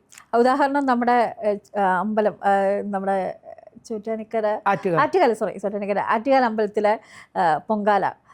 എപ്പോഴും പൊങ്കാല എന്ന് പറയുമ്പോൾ നമ്മൾ ദൈവത്തിനെ വചിച്ച് അല്ലെങ്കിൽ എത്രയോ ദിവസം വ്രതം നിന്നിട്ട് വരുന്ന ആൾക്കാരാണ് അവിടെ കൂടുതൽ. പക്ഷേ ഈ വട്ടം കുറേ വൈറലായത് വേറെയുള്ള പല കാര്യങ്ങളോ പറഞ്ഞുതരാം. അല്ലെങ്കിൽ നമ്മുടെ പൊങ്കാലകലോ അല്ലെങ്കിൽ എന്തെങ്കിലും അതൊന്നുമല്ല. ഈ വട്ടം ഏറ്റവും കൂടുതൽ റീച്ച് കിട്ടിയ കുറെ ന്യൂസ് ചെയ്യേണ്ട എന്താ ചെയ്യേണ്ടതെന്നറിയോ? ഇതുപോലുള്ള സ്ഥലങ്ങളിൽ അമ്പലം പാവങ്ങളായി ഞങ്ങൾ ഇരുന്നല്ലാണ്ട് അടപ്പ് തലയിൽ വെച്ച് കത്തിക്കാൻ പറ്റുമോ? കുനിഞ്ഞിരുന്നല്ലേ അടപ്പ് കത്തിക്കാൻ പറ്റൂ? കലം കുനിഞ്ഞല്ല മുഴുവൻ പറയാം, കുനിഞ്ഞല്ലേ കലം വെക്കാൻ പറ്റൂ? ഊതി തന്നെ കത്തിക്കണം. ഗ്യാസ് അടപ്പല്ല പൊക്കി മേശപ്പുറത്ത് വെച്ച് പൊങ്കാലയിടാൻ. അപ്പോൾ ചെയ്യേണ്ടത് എന്താണ്? മാക്സിമം ഈ പറയുന്ന ക്യാമറ കാര്യങ്ങളൊക്കെ എല്ലാം ഉണ്ടാക്കി കഴിഞ്ഞതിന് ശേഷം അകത്ത് വിടാൻ നോക്കുക. അല്ല ചേച്ചി, ഇതിൽ രണ്ട് കാര്യം ഞാൻ പറയാം. ഇതിൽ മനഃപൂർവ്വം ബോഡി എക്സ്പോസ് ചെയ്യാൻ ആ ഒരു രീതിയിൽ ഡ്രസ് ചെയ്ത് വന്ന ആൾക്കാരുണ്ട്. വളരെ മാന്യമായിട്ട് ദൈവത്തിനെ പ്രാർത്ഥിച്ച് ഈ ചേച്ചി പറയുന്നത് എനിക്ക് മനസ്സിലാവുന്നുണ്ട്. കാരണം എത്ര നമ്മള് കവർ ചെയ്ത ഡ്രസ് ഇട്ടാലും ഒന്ന് കുനിയുമ്പോഴത്തേക്ക് ഇപ്പൊ പറഞ്ഞില്ലേ അതിന് വേണ്ടി വന്നു എന്ന് പറയണില്ലേ പല ആൾക്കാരും. ഞാൻ പറയട്ടെ, ആ പറയുന്ന വ്യക്തികൾ എനിക്കറിയാം. പക്ഷെ അവരുടെ ഡ്രസ്സിങ് രീതി അതാണ്. സ്ഥിരം അവരങ്ങനെ ഉടുക്കൂ. ഞാൻ ഒരു പാറ്റേണിൽ സാരി ഉടുത്താൽ എനിക്ക് ആ പാറ്റേണിൽ ഉടുക്കാൻ പറ്റും. അതെൻ്റെ സേഫാണ് ആ ഉടുക്കണത്. അവർ ചിലപ്പോൾ എന്തെങ്കിലും കാണിച്ചു കൊടുക്കണത് അത് തന്നെ. ക്യാമറ എവിടെയാണ് ക്യാമറ വെക്കേണ്ടത്? ക്യാമറ അവരുടെ ജോലി ചെയ്യും. അവർക്ക് റീച്ച് കിട്ടണം. അവരുടെ റേറ്റിംഗ് കുറച്ച് കൂടണമെങ്കിൽ ഇതുപോലുള്ള സ്ത്രീകളുടെ അവിടെ എവിടെയൊക്കെ കാണിച്ചാൽ മാത്രമേ റേറ്റ് കൂടുതലും തീരുമാനിച്ച ക്യാമറാമാനൊക്കെ നമുക്കൊന്നും ചെയ്യാൻ പറ്റില്ല. ചെയ്യേണ്ട എന്താണ്? ക്യാമറ നിഷേധിക്കണം. ഇനിയെങ്കിലും പൊങ്കാല വരുമ്പോൾ സ്ത്രീകളെ ഇതുപോലെ കാണിക്കാതെ കുറച്ച് മാറ്റി നിർത്ത്. കഴിഞ്ഞ് എല്ലാ അടപ്പോ എല്ലാം കഴിഞ്ഞ് കഴിയുമ്പോൾ ക്യാമറ വന്ന് എടുത്തോട്ടെ. ഇത് പാവങ്ങളായ സ്ത്രീകൾ വിറകെടുക്കുന്നതും അടപ്പത്തിൽ കയറ്റി വയ്ക്കുന്നത്, കത്തിക്കുന്നത്, കലം എടുക്കുന്നത് എല്ലാം സെറ്റ്. നമ്മൾ ഡ്രസ്സാണ്, സെറ്റ് സാരിയാ, വയറ് കാണാൻ ചാൻസ് ഉണ്ട്. ഇതെല്ലാം എന്നാൽ പർദ്ദ പോലത്തെ ഒരു ഡ്രസ്സ് ഇട്ട് നാളെ പൊങ്കാല ഇനി അടുത്ത പ്രാവശ്യം വരുമ്പോൾ എല്ലാവരും പർദ്ദ ഇട്ടെ. ഒറ്റ ക്യാമറ അവിടെ ഉണ്ടാവില്ല. അതെ, ഉണ്ടാവോ? ഇല്ല ഇല്ല. ഫുള്ള് ഇത്രയും പോകുന്നൊരു കഴുത്തിൽ ഇത്ര അറ്റം വരെ ഒരു ഡ്രസ്സ് ഇട്ട് പൊങ്കാല എത്തവണ എങ്ങനെയാ? സെറ്റ് കൊണ്ട് തയ്ക്കാലോ. അതെ, തയ്ക്കാം. സെറ്റിന്റെ സാരി പോലെ എടുത്ത് അങ്ങ് തയ്ക്കട്ടെ. അങ്ങനെ ഒരു അങ്ങനെ തയ്ച്ചിട്ട് അടുത്ത തവണ പൊങ്കാല ഇട്ടിട്ട് ഏതെങ്കിലും ഒരു ക്യാമറ നിങ്ങൾ കാണിച്ചാ. അപ്പം അവരവരുടെ കാര്യങ്ങളാണ് നോക്കുന്നത്. ശ്രദ്ധിക്കേണ്ടത് നമ്മളാ. മാക്സിമം നമ്മൾ ശ്രദ്ധിക്കുന്നുണ്ട്. അതിൻ്റെ ഇടയിൽ കൂടെ എടുത്തുകൊണ്ട് പോയി കഴിഞ്ഞാൽ എന്ത് ചെയ്യാൻ പറ്റും? അതിനുള്ള നല്ല മറുപടിയും കൊടുക്കുന്നുണ്ടല്ലോ ജനങ്ങൾ. അപ്പം അങ്ങനെയുള്ള കാര്യങ്ങളൊക്കെ ഇപ്പോൾ ഒരുപാട് സ്വകാര്യതയിലേക്ക് പല മീഡിയസും, അതായത് ഇപ്പം എന്തായിക്കോട്ടെ, അതായത് ഇപ്പം സിനിമയുടെ പ്രൊമോഷൻസ് അല്ലെങ്കിൽ സിനിമ റിലീസ് ഇതൊന്നും അല്ലെങ്കിൽ പോലും ഇപ്പം ഒരു സെലിബ്രിറ്റി അവരെ വളരെ പേഴ്സണൽ ആയിട്ടുള്ള ഒരു ആവശ്യത്തിന് പോകുമ്പോൾ പോലും ക്യാമറ അവരെ പുറമേ ചെന്ന് ഷൂട്ട് ചെയ്യുന്ന ഒരു പ്രവണതയാണ് കണ്ടുവരുന്നത്. അപ്പോൾ ചേച്ചി എപ്പോഴെങ്കിലും ഇവരോട് കയർത്ത് സംസാരിക്കേണ്ട രീതിയിൽ എന്തെങ്കിലും ഒരു ഇൻസിഡൻറ്റ് ഉണ്ടായിട്ടുണ്ടോ? ഞാൻ പലപ്പോഴും കണ്ടിട്ടുള്ളത് ചേച്ചി ഭയങ്കര പ്ലീസിങ് ആയിട്ട് മോനെ ഞാൻ അങ്ങോട്ടൊന്ന് പോയിട്ട് വരട്ടെ എന്ന് പറയുന്ന ഒരു രീതിയാണ്. അതല്ലാതെ എപ്പോഴും നമുക്ക് പ്ലീസിങ് ആയിട്ട് സംസാരിക്കാൻ പറ്റത്തില്ല, എസ്പെഷ്യലി ഇങ്ങനെയൊക്കെയുള്ള സിറ്റുവേഷൻ. ചിലപ്പോൾ വളരെ പേഴ്സണലായിട്ട് നമ്മൾ ഒരാളെ കാണാനോ, ഇപ്പം നമുക്ക് ഫ്രണ്ട്സ് ആവാം, ഇഷ്ടംപോലെ ആൾക്കാരുണ്ട്. അങ്ങനെ പോകുന്ന ഒരു സിറ്റുവേഷനിൽ ഏതെങ്കിലും ഒരു മീഡിയ ആൾക്കാർ വന്ന സമയത്ത് ചേച്ചി കയർത്ത് സംസാരിക്കേണ്ട ഒരു സിറ്റുവേഷൻ ഉണ്ടായിട്ടുണ്ടോ ലൈഫിൽ? ഞാൻ പറയട്ടെ, നമ്മൾ ചില സമയത്ത് നമ്മുടെ മൈൻഡേ ശരിയല്ലായിരിക്കും. അതെ, നമുക്ക് പല മൈൻഡായിരിക്കും. ചിലപ്പോൾ ഞാനൊരു മരണ വീട്ടിൽ നിന്ന് വരുന്ന വഴിയായിരിക്കും. ആ സമയത്തായിരിക്കും നമ്മളെ ക്യാമറ. പക്ഷെ നമ്മൾ എന്താ ചെയ്യുക? ഈ പറയുന്ന നിങ്ങളെപ്പോലെ ഈ ക്യാമറ എന്ന് പറയുന്നത് ഈ സോഷ്യൽ നിങ്ങളൊക്കെ തന്നെയല്ലേ ഓൺലൈനിൽ ന്യൂസ് കൊടുക്കുന്നതും ഇൻ്റർവ്യൂ എടുക്കണതൊക്കെ. അവർ വരുമ്പോൾ അവരുടെ ജോലി ചെയ്യാൻ വരുന്നേ. ഞാൻ എൻ്റെ നിലപാട് വെച്ച് ഞാൻ എല്ലാവരോടും വളരെ സ്നേഹമായിട്ട് സംസാരിക്കുന്ന ഒരാളാണ്. അതുകൊണ്ട് റീച്ച് കിട്ടാനല്ല. എൻ്റെ സ്വഭാവം ഇതാണ്. എല്ലാവരോടും ഇങ്ങനെയാ. അല്ല, എനിക്കറിയാം. കാരണം എനിക്കുണ്ടായ ഒരു പേഴ്സണൽ എക്സ്പീരിയൻസ് പറഞ്ഞു കഴിഞ്ഞാൽ, ഞാനിപ്പോൾ PR വർക്ക് ചെയ്യുന്ന സമയത്ത് പല ആർട്ടിസ്റ്റുകളെയും നമ്മൾ വിളിക്കുന്നതാണ്. പക്ഷേ ചേച്ചിയെ വിളിക്കുന്ന സമയത്ത് ചേച്ചി എപ്പോഴും ഇപ്പോൾ പാതിരാത്രി ഒരു 11 മണിക്ക് വിളിച്ചാലും ഇൻ കേസ് ചേച്ചി എടുക്കാൻ പറ്റില്ലെങ്കിലും തിരിച്ചു വിളിക്കാട്ടെ, അല്ലെങ്കിൽ മോളെ ഇതാണ് കാര്യം എന്നുള്ളത് കറക്റ്റ് മറുപടി തരും. പക്ഷെ പല ആൾക്കാരും നമ്മളെ ഒരു ശല്യം എന്നുള്ള രീതിയിൽ കാണുന്നുണ്ട്. പക്ഷേ ഇതിൽ ഞാൻ അവരെ കുറ്റം പറയില്ല. കാരണം നമ്മൾ മാന്യമായിട്ട് ഒരാളെ വിളിക്കും, പക്ഷേ ഇവരെ വിളിച്ച് ബുദ്ധിമുട്ടിക്കുന്ന ഒരു കൂട്ടം ആൾക്കാരും ഉണ്ടായിരിക്കും. അപ്പോൾ ഈ വിളിക്കുന്ന ആൾക്കാർക്ക് ഇതിൽ ഏതാ നല്ല ആൾക്കാർ, ഏതാ അങ്ങനെ അവർക്ക് തിരിച്ചറിയാൻ പറ്റത്തില്ല. മേ ബി അതുകൊണ്ടായിരിക്കാം.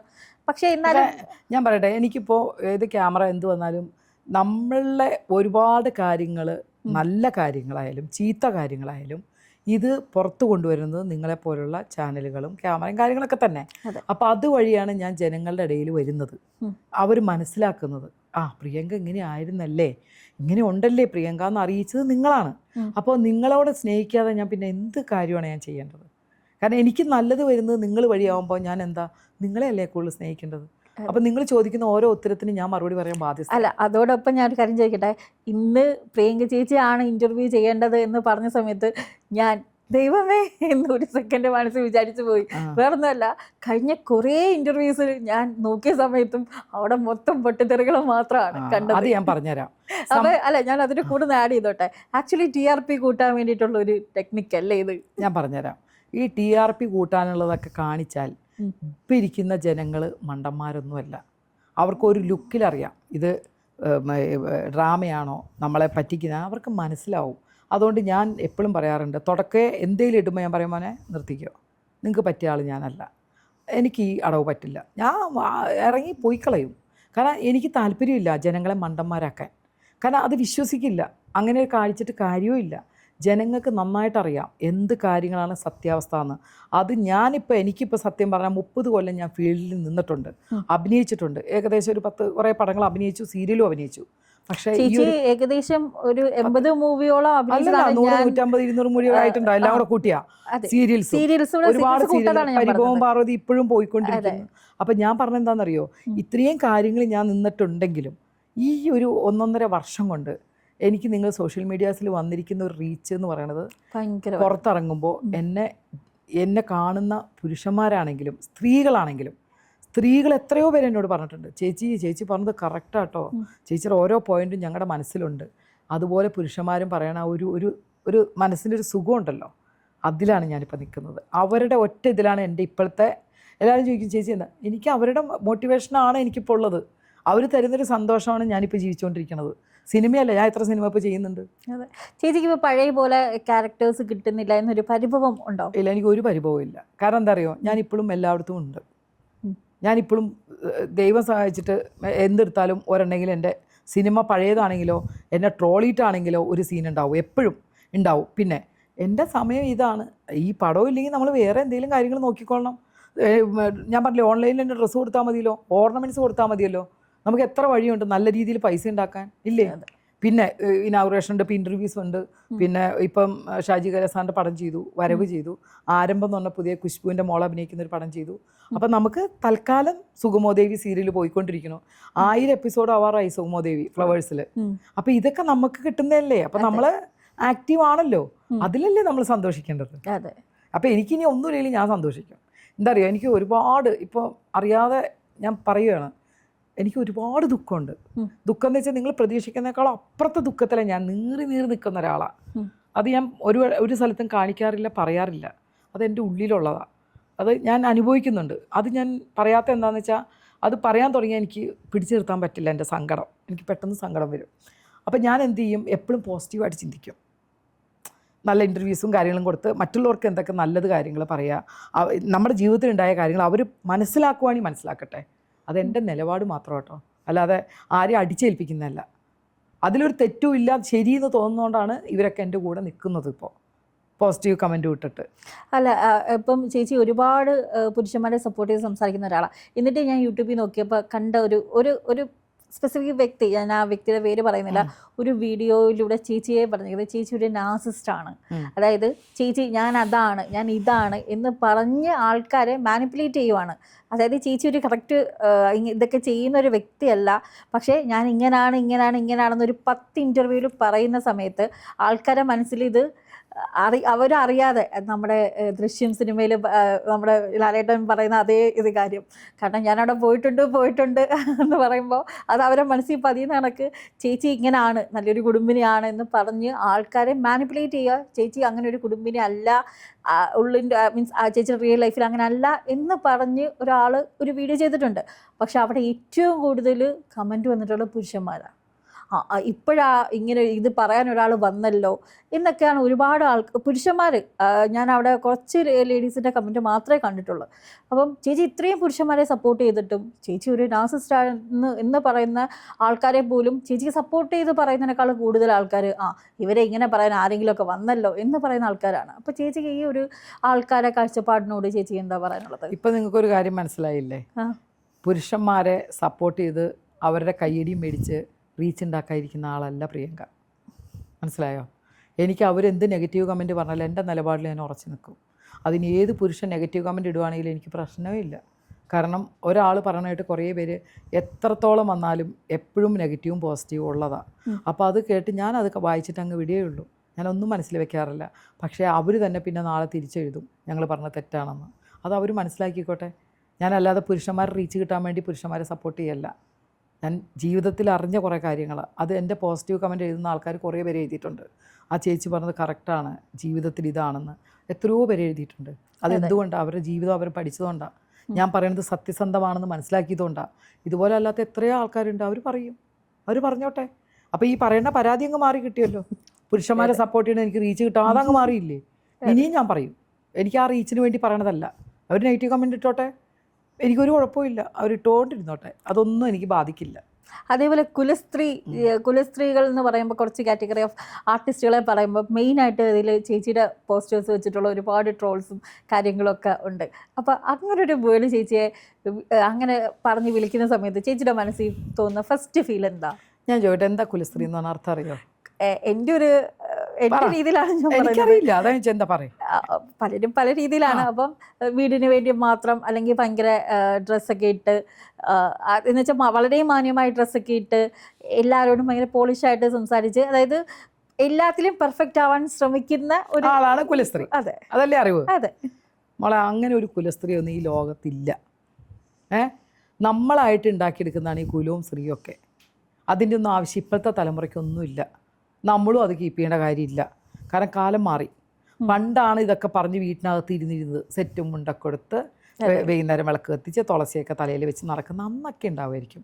ഇന്ന് ന്യൂ ജനറേഷനൊന്നും കുലം ഏതാ സ്ത്രീ ഏതാണെന്ന് പോലും അറിയാൻ പറ്റാതെ നടക്കുന്ന ഒരു കാലമാണ്. അങ്ങനെ ഒരു വാക്കൊക്കെ വെറുതെ ഉപയോഗിക്കുന്നതാണ്. അതെന്താണെന്നറിയോ? ചില ലേഡീസിന് ഇതൊന്നും അക്സെപ്റ്റ് ചെയ്യാൻ പറ്റില്ല. ഇപ്പം എന്നെക്കുറിച്ച് കുറേ ലേഡീസുകൾ ഇങ്ങനെ ഇടുന്നുണ്ട്, ഇവരെന്ത് സ്ത്രീ, അതൊക്കെ ഞാൻ കേട്ടതാണ്. അവർ പറയണത് എന്തൊക്കെയാണ് എന്നെക്കുറിച്ച് പറയണത്? ഈ സ്ത്രീക്ക് എന്താ തലയ്ക്ക് ഭ്രാന്താണോ? ഞാൻ എന്താണ് ഭ്രാന്തടിസ്ഥാനത്തിൽ പറഞ്ഞിട്ടുള്ളതെന്ന് എനിക്ക് മനസ്സിലാവുന്നില്ല. ഞാൻ ഒരിക്കലും സ്ത്രീകളെ വിരോധമായിട്ട് പറഞ്ഞിട്ടില്ല. ഞാൻ എൻ്റെ നിലപാട് പറയുന്നു, അവരവരുടെ നിലപാട് പറഞ്ഞോട്ടെ. ഞാൻ അവർക്ക് കമൻ്റ് ഇടാൻ പോകാറില്ലല്ലോ. എൻ്റെ നിലപാടിന് ആര് കമൻ്റ് ഇട്ടാലും ഞാൻ മൈൻഡ് ചെയ്യാറുമില്ല. നല്ലത് വായിക്കും, പിന്നെ എനിക്ക് വായിക്കുകയോ നോക്കുകയോ ഒന്നും വേണ്ട. പുറത്തിറങ്ങുമ്പോൾ എനിക്ക് തരുന്ന ആൾക്കാർ തരുന്ന ആ ഒരു സ്നേഹം ഉണ്ടല്ലോ, എനിക്കത് നോക്കിയാൽ മതി. കമൻറ്റ് നോക്കിയിട്ട് പ്രിയങ്ക പോവില്ല. ട്രോൾസോ കമൻറ്റോ എപ്പോഴെങ്കിലും വായിക്കാറില്ല. ഇഷ്ടംപോലെ വായിക്കുക സമയം കിട്ടുമ്പോഴൊക്കെ ഇല്ലെന്നൊന്നും ഞാൻ പറയുന്നത് കള്ളത്തരായി പോകും. വായിക്കാറുണ്ട്, എൻജോയ് ചെയ്യാറുണ്ട്. എന്നെ കുറ്റം പറയുന്നവരെ എനിക്ക് സത്യം പറഞ്ഞാൽ എനിക്ക് ചിരിക്കാൻ തോന്നാറ്. എന്താ വെച്ചാൽ എന്തിനു വേണ്ടി? ഞാൻ അവർക്ക് ആർക്കും ഒരു എതിരും പറഞ്ഞിട്ടില്ല. ഞാൻ എപ്പോഴും എടുത്തു പറയാറുണ്ട്, നിങ്ങൾ അനുകരിക്കണ്ട, ഇതെൻ്റെ നിലപാട്. അല്ല, ഇതിൽ വേറൊരു കാര്യമുണ്ട്, എന്താ മാങ്ങയുള്ള മാവിലെ കല്ലെറിയൂ എന്ന് പറയുന്ന എറിഞ്ഞോട്ടെ. ഇത് പഴുത്ത് അങ്ങനെ വീണ മാങ്ങയല്ല, ഇതിനകത്ത് കരടില്ല, എനിക്ക് ഉറപ്പാത്. ഞാൻ എത്ര എറിഞ്ഞാലും എനിക്ക് കൊള്ളില്ല. അതുപോലെ തന്നെ ഒരു സെൽഫ് മെയ്ഡ് ആയിട്ട് ഭയങ്കരമായിട്ട് ഉയർന്നു എന്നൊരു സ്ത്രീയാണ് നമ്മുടെ രേണുസുതി. അപ്പം പുള്ളിക്കാരിയുടെ ഒരു ഇഷ്യൂ ഇപ്പം ഭയങ്കരമായിട്ട് വൈറലായിക്കൊണ്ടിരിക്കുകയാണ്. അപ്പോൾ ചേച്ചിക്ക് എന്താ ഫീൽ ചെയ്യുന്നത് ആ ഒരു ഇഷ്യൂവിൽ? ചേച്ചി ആരുടെ സൈഡിൽ നിന്നാണ്? ചേച്ചിയുടെ മനസ്സിൽ ചേച്ചിയുടെ അഭിപ്രായമാണ് ഞാൻ ചോദിക്കുന്നത്. സത്യം വേറെ ആയിരിക്കും, നമുക്കറിയില്ല. ഞാൻ ഈ രേണുസുതിയെ കുറിച്ച് പറയുമ്പോൾ കഴിഞ്ഞ തവണ ഞാനൊരു സ്റ്റേറ്റ്മെന്റ് കൊടുത്തിരുന്നു. എന്താണ് എന്നോട് ചോദിച്ചു രേണുസുതിയുടെ. ഞാൻ പറഞ്ഞു, ആ കുട്ടി ഭയങ്കരമായ സൗന്ദര്യമായിട്ട് നടക്കുന്ന ഒരാളല്ല. അവരെ കൊണ്ട് പറ്റുന്ന രീതിയിൽ അവർ മേക്ക് ഓവറൊക്കെ ചെയ്ത് ബ്യൂട്ടീഷ്യനും കൊളാബൊക്കെ ചെയ്ത് അവരെ കൊണ്ട് പറ്റുന്ന രീതിയിൽ ഓരോ പ്രോഗ്രാം ചെയ്യണോ, അത് ചെയ്യുന്നു, ഇത് ചെയ്യുന്നു, ഒക്കെ ശരി. അതാണ് ഞാൻ പറഞ്ഞത്, സെൽഫ് മെയ്ഡ്. ആരും പുഷ് ചെയ്ത് പുള്ളിക്കാരി സ്വന്തം ചെയ്ത് പുള്ളിക്കാരത്ത് ഉയർന്നു ഉദ്ഘാടനങ്ങൾ വരെ കിട്ടി തുടങ്ങി. ഇന്നത്തെ കാലത്ത് ഒരു പണിയില്ലാതെ ഒരുപാട് പേര് ഇരിപ്പുണ്ട്. സത്യം, നമ്മളെ ആർട്ടിസ്റ്റുകളൊക്കെ ഒരുപാട് പേരുണ്ട്, ഞാൻ ആരും പേരൊന്നും പറയുന്നില്ല, ഉണ്ട്. ആ സമയത്ത് രേണുവിനെ കൊണ്ടൊക്കെ ഉദ്ഘാടനം ചെയ്യിപ്പിച്ച് അവരുടെ കഴിവിൻ്റെ പരമാവധി കൊണ്ടാണ് അതൊക്കെ ചെയ്ത് 10 പൈസ ഉണ്ടാക്കുന്നത്. അവരുണ്ടാക്കിക്കോട്ടെ. പക്ഷെ അത് നേരെ വണ്ണം കുടുംബം നോക്കാനും കൂടി ആയി, കുടുംബത്തിനെയും ചേർത്ത് പിടിച്ച് ചെയ്യണം എന്നാണ് എൻ്റെ അഭിപ്രായം. ഇപ്പം നോക്കുമ്പോൾ ആൾക്കാരുടെ മനസ്സിൽ എന്താണ്, കുടുംബം നോക്കാതെയും കൊച്ചിനെ ഒന്നും കാണിക്കുന്നില്ല. ഇപ്പം മോനാണെങ്കിലും ചെറിയ കുട്ടിയാണെങ്കിലും എപ്പോഴെങ്കിലും ഒരു ദിവസമെങ്കിലും ഇത്ര തിരക്കുണ്ടെങ്കിലും ഏത് ദുബായിലോ അമേരിക്കയിലോ ഒക്കെ പോയിക്കോട്ടെ, ഒരു ദിവസമെങ്കിലും സോഷ്യൽ മീഡിയാസിൻ്റെ മുമ്പിലാണെങ്കിലും ഇത്രയും നടക്കുന്ന ഒരാൾ. ഇപ്പോൾ ഞാൻ എൻ്റെ ഏറ്റവും ഇഷ്ടപ്പെട്ട ഒരാളാണ് നവാസിൻ്റെ വൈഫാണ് രഹന.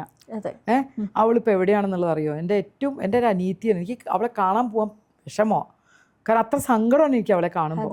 അന്ന് തന്നെ തിയേറ്ററിൽ വന്നിട്ട് ഞാൻ അത് കണ്ടിട്ട് സങ്കടപ്പെട്ട് എനിക്ക് വിളിച്ച് സംസാരിക്കാനില്ല. അതൊരു ഭാര്യയല്ലേ?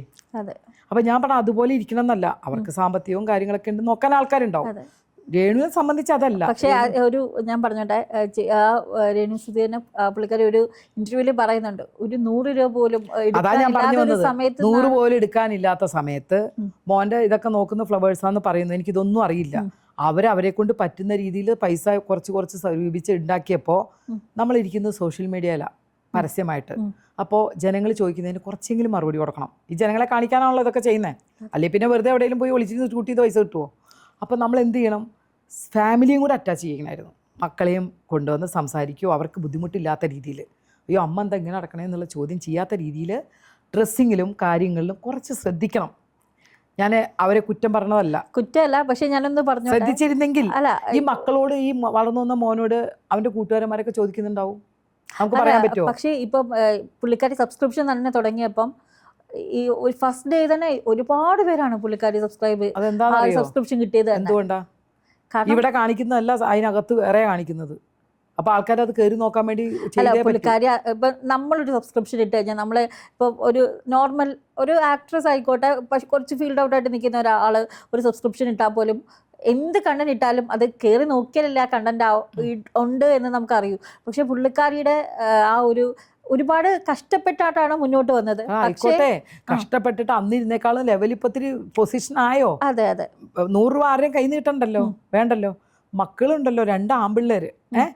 മക്കൾക്ക് ഇപ്പം ഞാൻ പറയട്ടെ, ഞാനിത് തുടങ്ങി, ഞാനിപ്പോൾ ഇരിക്കുന്ന പോലെയല്ല, ഞാൻ കുറച്ച് മാറി ഒന്ന് അപ്പുറത്തോട്ട് പോയി നോക്കിയേ, എനിക്ക് ഇഷ്ടംപോലെ സാമ്പത്തികം ഇപ്പുറത്ത് വന്നുകൊണ്ടേയിരിക്കും ഇല്ലേ?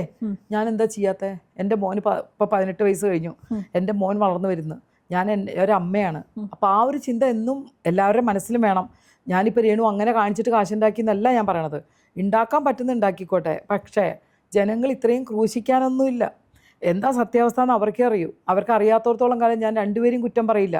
മോൻ്റെ ഭാഗത്ത് ന്യായം എന്താണെന്ന് എനിക്ക് അറിഞ്ഞുകൂടാ, രേണുവിൻ്റെ ഭാഗത്ത് എന്താണെന്ന് എനിക്കറിയില്ല. നമ്മൾ അറിയാത്ത അവരെക്കുറിച്ച് പറയാൻ പാടില്ല. എൻ്റെ കാഴ്ചപ്പാടിൽ ഞാൻ പറഞ്ഞു, സമൂഹത്തിൽ ഇതുപോലെ നമ്മൾ പരസ്യമായിട്ട് സോഷ്യൽ മീഡിയാസിൽ വരുമ്പോൾ ഒന്ന് ശ്രദ്ധിച്ചാൽ കൂടുതൽ പോസിറ്റീവ് വരും. അതേ ഞാൻ പറഞ്ഞിട്ടുള്ളൂ. അതും ഭർത്താവ് മരിച്ചൊരു അല്ലേ, ഭർത്താവ് മരിച്ചതാ. അപ്പോൾ അതിൻ്റെ ഒരിത്തിരി കാണിച്ചെങ്കിൽ അവർക്ക് കൂടുതൽ സ്നേഹമേ കിട്ടുള്ളൂ. അത് മാത്രമേ ഞാൻ പറഞ്ഞിട്ടുള്ളൂ. അല്ലാതെ അവരങ്ങനെ ചെയ്യരുത്, ചെയ്യേണ്ടതെന്നൊന്നും ഞാൻ പറഞ്ഞിട്ടില്ല. സത്യാവസ്ഥ അറിയാതെ എനിക്ക് കിച്ചുവിൻ്റെ കൂടെ നിൽക്കാൻ പറ്റില്ല, രേണുവിൻ്റെ കൂടെ നിൽക്കാൻ പറ്റില്ല. നമുക്ക് വേറെ ഒരുപാട് കാര്യങ്ങളുണ്ട്. അത് അവർ നോക്കി അവർ മാറ്റിക്കോളും. ഈ നാളെ ഈ പറയുന്ന കിച്ചു തിരിച്ച് എൻ്റെ അമ്മയാണ് എനിക്ക് അറിയാതെ പറഞ്ഞു പോയെന്ന് പറഞ്ഞാൽ തീർന്നാ? അതെ, അത്രയല്ലേ ഉള്ളൂ. അത് വരട്ടെ എന്ന് നമുക്ക് പ്രാർത്ഥിക്കാം. എനിക്കതേ ഉള്ളൂ. നന്നായി പോട്ടെ. ഞാൻ സുധി എന്ന് പറഞ്ഞാൽ ഞാൻ അത്രയും വർക്ക് ചെയ്തിട്ടുണ്ട്. അനൂപിൻ്റെ ഫ്രണ്ടാണ്, ഫ്ലവേഴ്സിൽ പ്രോഗ്രാം ചെയ്തിട്ടുണ്ട്. അത്രയും സ്നേഹമുള്ള ആളാണ് സുധി, അല്ലേ? അതെ. പിന്നെ ചേച്ചിക്ക് ഈ കാസ്റ്റിംഗ് കൗച്ച് എന്ന് പറയുന്നൊരു സാധനം അതായത് അന്യഭാഷ ചിത്രങ്ങളിൽ ഒരുപാടുണ്ട്. അത് ഇപ്പോഴും ചെറിയൊരു പെർസെൻറ്റേജെങ്കിലും നമ്മുടെ ഇൻഡസ്ട്രിയിലുണ്ട് എന്ന് ഫീൽ ചെയ്തിട്ടുണ്ടാവും. അതായത് പുരുഷന്മാരടക്കം ഒരു ഫേമസ് ആർട്ടിസ്റ്റ് ഈ ഇടയിൽ ഒരു ഇൻ്റർവ്യൂവിന് പറഞ്ഞു, പുള്ളിക്കാരൻ വളരെ ഫേമസ് ആണ്, അപ്പോൾ പുള്ളിക്കാരനടക്കം കാസ്റ്റിംഗ് കൗച്ച് എന്നുള്ള ആ ഒരു പ്രൊസീജിയറിലൂടെ കടന്നു പോയിട്ടാണ് സിനിമയിലേക്ക് എത്തിയതെന്ന്. അപ്പം ഈ ഇൻഡസ്ട്രിയിൽ ഇപ്പോൾ അങ്ങനെ ഉണ്ടെന്ന് ചേച്ചിക്ക് ഫീൽ ഉണ്ടോ? ഞാൻ പറയട്ടെ, ഇൻഡസ്ട്രിയിൽ അങ്ങനെയുള്ളത് എന്താണെന്ന് വെച്ച് കഴിഞ്ഞാൽ, അത് ഓരോ ടീം കാര്യങ്ങളൊക്കെ വർക്ക് ചെയ്യുമ്പോൾ കാസ്റ്റിംഗ് കൗച്ച് നോക്കുന്നതൊക്കെ പുതിയ രീതികളാണ്. പണ്ടത്തെ കാലത്തൊന്നും ഇതില്ല. ഇന്ന ക്യാരക്ടർ പ്രിയങ്ക വിളിക്കാം, ഇന്ന ക്യാരക്ടർ ചെയ്യാം, അവരിത് ചെയ്യും, അങ്ങനെയാണ്. ഇന്നിപ്പോൾ ഇതൊക്കെ ഓരോന്ന് പുതിയതായിട്ട് ഉണ്ടാക്കിയെടുക്കുന്നതാണ്. അതുകൊണ്ട് ഇല്ലെന്ന് ഞാൻ പറയുന്നില്ല, അതുകൊണ്ട് ആ രീതിയിൽ പോകുന്നു. ഇപ്പം ഈ ഞാൻ എൻ്റെ ഒരു കാര്യം പറയാം. പിന്നെ ഇതിനകത്ത് കുറച്ച് പുതിയ ആൾക്കാരെയൊക്കെ കാസ്റ്റിംഗ് ഹൗസിൽ എടുക്കുന്നുണ്ട്. അപ്പോൾ പുതിയ ആൾക്കാർക്കും കൂടെ അഭിനയിക്കാനുള്ള അവസരം വരുന്നുണ്ട്. അത് ഈ കാസ്റ്റിംഗ് ഹൗസ് എന്ന് പറയുന്നത് വരുന്നുണ്ടെന്ന് എനിക്ക് തോന്നുന്നു. എനിക്ക് സത്യം കാസ്റ്റിംഗ് കൗച്ച് എന്ന് വെച്ചുമ്പം ചേച്ചി ഉദ്ദേശിച്ചത് കാസ്റ്റിംഗ് അല്ല ഞാൻ ഉദ്ദേശിച്ചത്, കാസ്റ്റ് ചെയ്യാൻ വേണ്ടിയിട്ട് അവരെ പല രീതിയിലും മിസ്യൂസ് ചെയ്യുക എന്നുള്ള രീതിയിലാണ്. അതാണോ ഉദ്ദേശിച്ചത്? ഞാൻ പറഞ്ഞത് ഇതിനെ കുറിച്ച് എനിക്ക് അറിയാൻ വയ്യാത്തോണ്ടാ. അങ്ങനെ ഉപയോഗിച്ച് വരാന്നുള്ള രീതി ഉണ്ടെന്ന് പറഞ്ഞാലും എൻ്റെ അറിവിൽ ഞാൻ കണ്ടിട്ടില്ല, കേട്ടിട്ടുമില്ല. എൻ്റെ അറിവിൽ ഒരാളും അങ്ങനെ പറഞ്ഞു തന്നിട്ടുമില്ല. ഇന്നത്തെ കാലത്ത് ഒട്ടുമില്ല. കാരണം ഇന്നത്തെ കാലത്ത് പെൺപിള്ളേരൊക്കെ റിയാക്ട് ചെയ്യണം. എന്തിനാ അങ്ങനെ നിൽക്കുന്നത്? അങ്ങനെയുള്ള റോൾ വേണ്ട. നിൽക്കണം, മോഡൽ ഫീൽഡിൽ പോയി നോക്കൂ. അല്ല, ഞാൻ ഒരു കാര്യം ചോദിച്ചോട്ടെ, ഈ ഇപ്പം എന്തെങ്കിലും ഒരു ദുരനുഭവം ഉണ്ടായി എന്ന് പറഞ്ഞ് മുന്നോട്ട് വന്ന പല സ്ത്രീകൾക്കും പിന്നീട് ഒരു കാലഘട്ടം വരെ അവർക്ക് സിനിമകളില്ല. പല സ്ത്രീകളെയും കാരണം അവർ പ്രശ്നക്കാരിയാണ് എന്ന് മുദ്ര കുത്തുന്നുണ്ട്. അപ്പോൾ പല ആൾക്കാർ അവരെ വിളിക്കല്ലേ, അവരെ വിളിച്ചാൽ ഇന്ന പ്രശ്നങ്ങൾ ഉണ്ടാക്കും, ഇന്ന ആൾക്കാരെ പറ്റിയൊക്കെ പറഞ്ഞതാണ് എന്ന് പല ആൾക്കാരും പറഞ്ഞ് അവർ അവസരങ്ങൾ ഇല്ലാതാക്കുന്ന പല ആർട്ടിസ്റ്റുകളും ഇപ്പോൾ ഇല്ലേ? ഞാൻ പറയട്ടെ, അത് വളരെ ചുരുക്കം ഉണ്ടാവുള്ളൂ. കഴിവുള്ള അവരെ തന്നെ വിളിച്ച് അഭിനയിപ്പിച്ചിരിക്കും. ഇപ്പോൾ ഈ കുറച്ച് നാൾ മുമ്പ് പാർവതി അഭിനയിച്ച പടം എത്ര സക്സസ് ആയി, എത്ര നല്ല അഭിനയിക്കുന്ന ആളാണ്. അല്ല അപ്പോഴും ഒരു ഗ്യാപ്പിന് ശേഷമാണ് പുള്ളിക്കാരി അഭിനയിച്ചത്. അത് ഞാൻ ഒരു കാര്യം പറഞ്ഞത് മനസ്സിലായോ, നമ്മൾ സംസാരിക്കുമ്പോൾ ഇൻഡസ്ട്രിയിൽ നിൽക്കുമ്പോൾ സിനിമ ഫീൽഡിൽ നിൽക്കുമ്പോൾ കുറച്ച് സംസാരിക്കുന്ന കാര്യങ്ങളൊക്കെ ശ്രദ്ധിക്കണം. നമ്മുടെ വായിൽ നിന്ന് വീണ് നമ്മുടെ ലൈഫ് കളയാൻ നിൽക്കരുത്. രണ്ടാമത്തെ കാര്യം, ഇങ്ങനെയുള്ള പ്രശ്നങ്ങൾ വരുമ്പോൾ സ്പോട്ടിൽ പ്രതികരിച്ചു എന്ന് വെച്ചാൽ ഒന്നും നഷ്ടപ്പെടാൻ പോകുന്നില്ല. കഴിവുണ്ടോ അവർ അഭിനയിച്ചിരിക്കും. ഇനി ഇതല്ലെങ്കിൽ തമിഴുണ്ട്, തെലുങ്ക്, എത്രയോ പേര് തമിഴിലൊക്കെ പോയി അഭിനയിച്ച് അവരെത്ര പടങ്ങൾ ചെയ്തു മലയാളത്തിലല്ലാതെ. അതുകൊണ്ട് നമുക്ക് ഓപ്പർച്യൂണിറ്റി ഒരുപാടുണ്ട്. പിന്നെ ഒരുപാട് പേര് ഡാൻസ് ക്ലാസ് തുടങ്ങിയിട്ട് വരുമാനം ഉണ്ടാക്കുന്നുണ്ട്. ഞാൻ പറഞ്ഞത് നമുക്ക് ജീവിക്കാനുള്ള വരുമാനം ഉണ്ടാക്കാം. നമുക്കിത് മാത്രം ശരി ഇവരൊക്കെ തിരുത്തി നമ്മൾ പടത്തിൽ ഇവരൊക്കെ പോട്ടെ എന്ന് പറഞ്ഞ് അഭിനയിക്കാമെന്ന് പറഞ്ഞ് കാണിച്ചാലൊന്നും സിനിമാ ഫീൽഡിൽ ഇപ്പോൾ സ്ത്രീകളെ വേണ്ടാന്നായി തുടങ്ങി.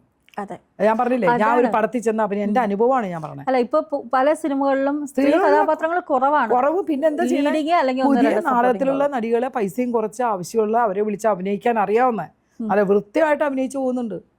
പടങ്ങൾ കാണുമ്പോൾ നമുക്കറിയാം, അയ്യോ ഇതെനിക്ക് ചെയ്യാൻ പറ്റിയ വേഷമല്ലേ എന്ന് ഞാൻ ചിന്തിച്ചിട്ടുണ്ട്. സ്ത്രീകൾ കാരണം തന്നെയാണ് സ്ത്രീകളാ കാര്യം എന്തറിയോ, ഈ കഴിഞ്ഞ പടത്തിൽ ഞാൻ അഭിനയിക്കാൻ പോയപ്പോൾ ഞാൻ ചോദിച്ചു, ഇപ്പം എന്താ ഈ സ്ത്രീ ക്യാരക്ടേഴ്സ് ഒന്നും ഇല്ലാത്തത്, നമുക്കൊന്നും അഭിനയിക്കാൻ പോലും ഇല്ലല്ലോ. അപ്പോൾ അദ്ദേഹം പറഞ്ഞ ഒരു മറുപടി എന്താണെന്നറിയോ, എൻ്റെ പൊന്നു ചേച്ചി, കഷ്ടപ്പെട്ടാണ് ആ പ്രൊഡ്യൂസറും ഞങ്ങളൊക്കെ കൂടി ഈ ഒരു പടം ഇത്രയും ആൾക്കാർ ലൈറ്റ് ബോയ്സ് അടക്കം അവിടെ വർക്ക് ചെയ്യുന്ന പ്രൊഡക്ഷൻ കോസ്റ്റ്യൂമർ എല്ലാവരും മേക്കപ്പ് സർവത്ര ആൾക്കാരും വർക്ക് ചെയ്യുന്ന നമുക്ക് ഭക്ഷണം കഴിക്കാൻ വീട്ടിൽ സാമ്പത്തികം കൊടുക്കാൻ വേണ്ടി ജോലി ചെയ്യുന്ന ആൾക്കാരാണ്. ഇതിനിടയിൽ കൂടെ വന്നിട്ട് ഒരു സ്ത്രീ വന്നിട്ട് അവിടെ തോണ്ടി ഇവിടെ തോണ്ടി അത് പ്രശ്നം ഇത് പ്രശ്നം എന്ന് പറഞ്ഞ് തലവേദന തന്നത് എപ്പോൾ പടം തീരാറാവുമ്പോൾ അത് ആ പടത്തിനെ ബാധിക്കുക. തുടക്കത്തിലേ പറഞ്ഞാൽ സോൾവ് ചെയ്യാം, അവരെ വാൺ ചെയ്യാം, ശരിയാവില്ല കേട്ടോ ഇത് ഇങ്ങനെ ചെയ്യാൻ പാടില്ലെന്ന്. അങ്ങനെ ചെയ്യാതിരിക്കാൻ ഒരു വഴിയും നമ്മുടെ സിനിമ ഫീൽഡിൽ ഇല്ലെന്ന് ഞാൻ പറയാം. ഇല്ലെങ്കിൽ അമ്മയിൽ അംഗമാണെങ്കിൽ അമ്മയെ പറയാം, വിളിച്ച് പറയും ഇങ്ങനെ അഭിനയിച്ചുകൊണ്ടിരിക്കുകയാണ്, ഇങ്ങനെ ഒരു പ്രശ്നമുണ്ട് ശ്രദ്ധിക്കണമെന്ന്. ഇതൊന്നും ചെയ്യാല്ല. ഇപ്പം അമ്മയുടെ കാര്യം, അമ്മ എന്നുള്ള സംഘടനയുടെ കാര്യം ചേച്ചി പറഞ്ഞു. ചേച്ചി അമ്മയിൽ ഭയങ്കര ആക്റ്റീവായിട്ടുള്ള ഒരു മെമ്പറാണ്. ഞാൻ തന്നെ പല ഫംഗ്ഷൻസിൽ ഞാൻ തുടക്കം മുതലേ അമ്മയിൽ. അല്ല ഇപ്പം അമ്മ എന്നുള്ള സംഘടനയെ പോലും അമ്മ എന്നുള്ള പേരല്ല AMMA എന്നാണ് പല ആൾക്കാരും പറയുന്നത്. അപ്പം അമ്മയിൽ തന്നെ ഒരുപാട് പ്രശ്നങ്ങൾ ഉള്ളതായിട്ട് ചേച്ചിക്ക് ഫീൽ ചെയ്തിട്ടുണ്ട്. കാരണം അമ്മയിൽ മെയിനായിട്ട് നിൽക്കുന്ന പല മെമ്പേഴ്സും ഇപ്പോൾ പല കേസിലും പെടുന്നതായിട്ട് നമ്മൾ കേൾക്കുന്നുണ്ട്. അപ്പം ഇത് അമ്മയെന്ന് പറയുന്ന ഒരു കൂട്ടായ്മയാണ്. ഈ ഒരു സംഘടനയിൽ തന്നെ ഇങ്ങനെ ഒരു കുറേ ആൾക്കാർ ഇങ്ങനെയൊക്കെയുള്ള പ്രശ്നങ്ങൾ ഉണ്ടാക്കുന്നതിൽ ചേച്ചിക്ക് എന്താണ് തോന്നുന്നത്? നമ്മുടെ ഒരു സംഘടനയാണ്, എപ്പോഴും പൊട്ടലും ചീറ്റിലൊക്കെ ഉണ്ട്, ഇല്ലെന്ന് പറയുന്നില്ല. പക്ഷേ നമുക്കൊരു ഈ ഒരു സംഘടന എന്ന് പറയുന്നത് വലിയൊരു സംഭവം തന്നെയാണ്. അതിൽ നിന്ന് ഒരു 5000 രൂപ വെച്ച് എല്ലാ മാസവും 1-ാം തീയതി ബാങ്കിൽ വിടുന്ന, ഞാനും കൂടെ മേടിക്കുന്ന ഒരാളാണ്. ഈ 5000 രൂപ എന്നെ വിട്, അല്ലാതെ എത്ര പാവപ്പെട്ട അമ്മമാരും ആൾക്കാരും അതുകൊണ്ട് മരുന്ന് മേടിച്ച് ജീവിതം നീക്കുന്ന ഒരുപാട് ആൾക്കാർ അമ്മയിലുണ്ട്. അതെ, അതേപോലെ തന്നെ ഒരുപാട് വയസ്സായിട്ടുള്ള ആൾക്കാർക്ക് ഒരുപാട് ഹെൽപ്പ് അമ്മ ചെയ്യുന്നുണ്ട്, വീട് വെച്ച് കൊടുക്കുന്നുണ്ട്, പറ്റാവുന്ന എല്ലാ കാര്യങ്ങളും നമ്മൾ ചെയ്തു കൊടുക്കുന്നുണ്ട്. ഇതിനകത്ത് ഇപ്പോൾ അമ്മയെ തന്നെ കഴിഞ്ഞ ഒരു പ്രശ്നം ഉണ്ടായി. എന്നോട് ചോദിച്ചപ്പോൾ ഞാൻ പറഞ്ഞ ഉത്തരം ഒന്നേ ഉള്ളൂ. നമ്മളൊരു അമ്മയിലൊരു ഗ്രൂപ്പ് ഉണ്ടാക്കിയിട്ട് അതിനകത്ത് സംസാരിക്കുന്ന വിഷയങ്ങൾ ചർച്ച ചെയ്യും. കമ്മിറ്റി ഇതുപോലെ നമ്മൾ ഉണ്ടാക്കുമല്ലോ വാട്സപ്പ് ഗ്രൂപ്പ്, അത് ഇവരുടെ മാത്രം ഗ്രൂപ്പാണ്. അതായത് എക്സിക്യൂട്ടീവ് കമ്മിറ്റിയുടെ.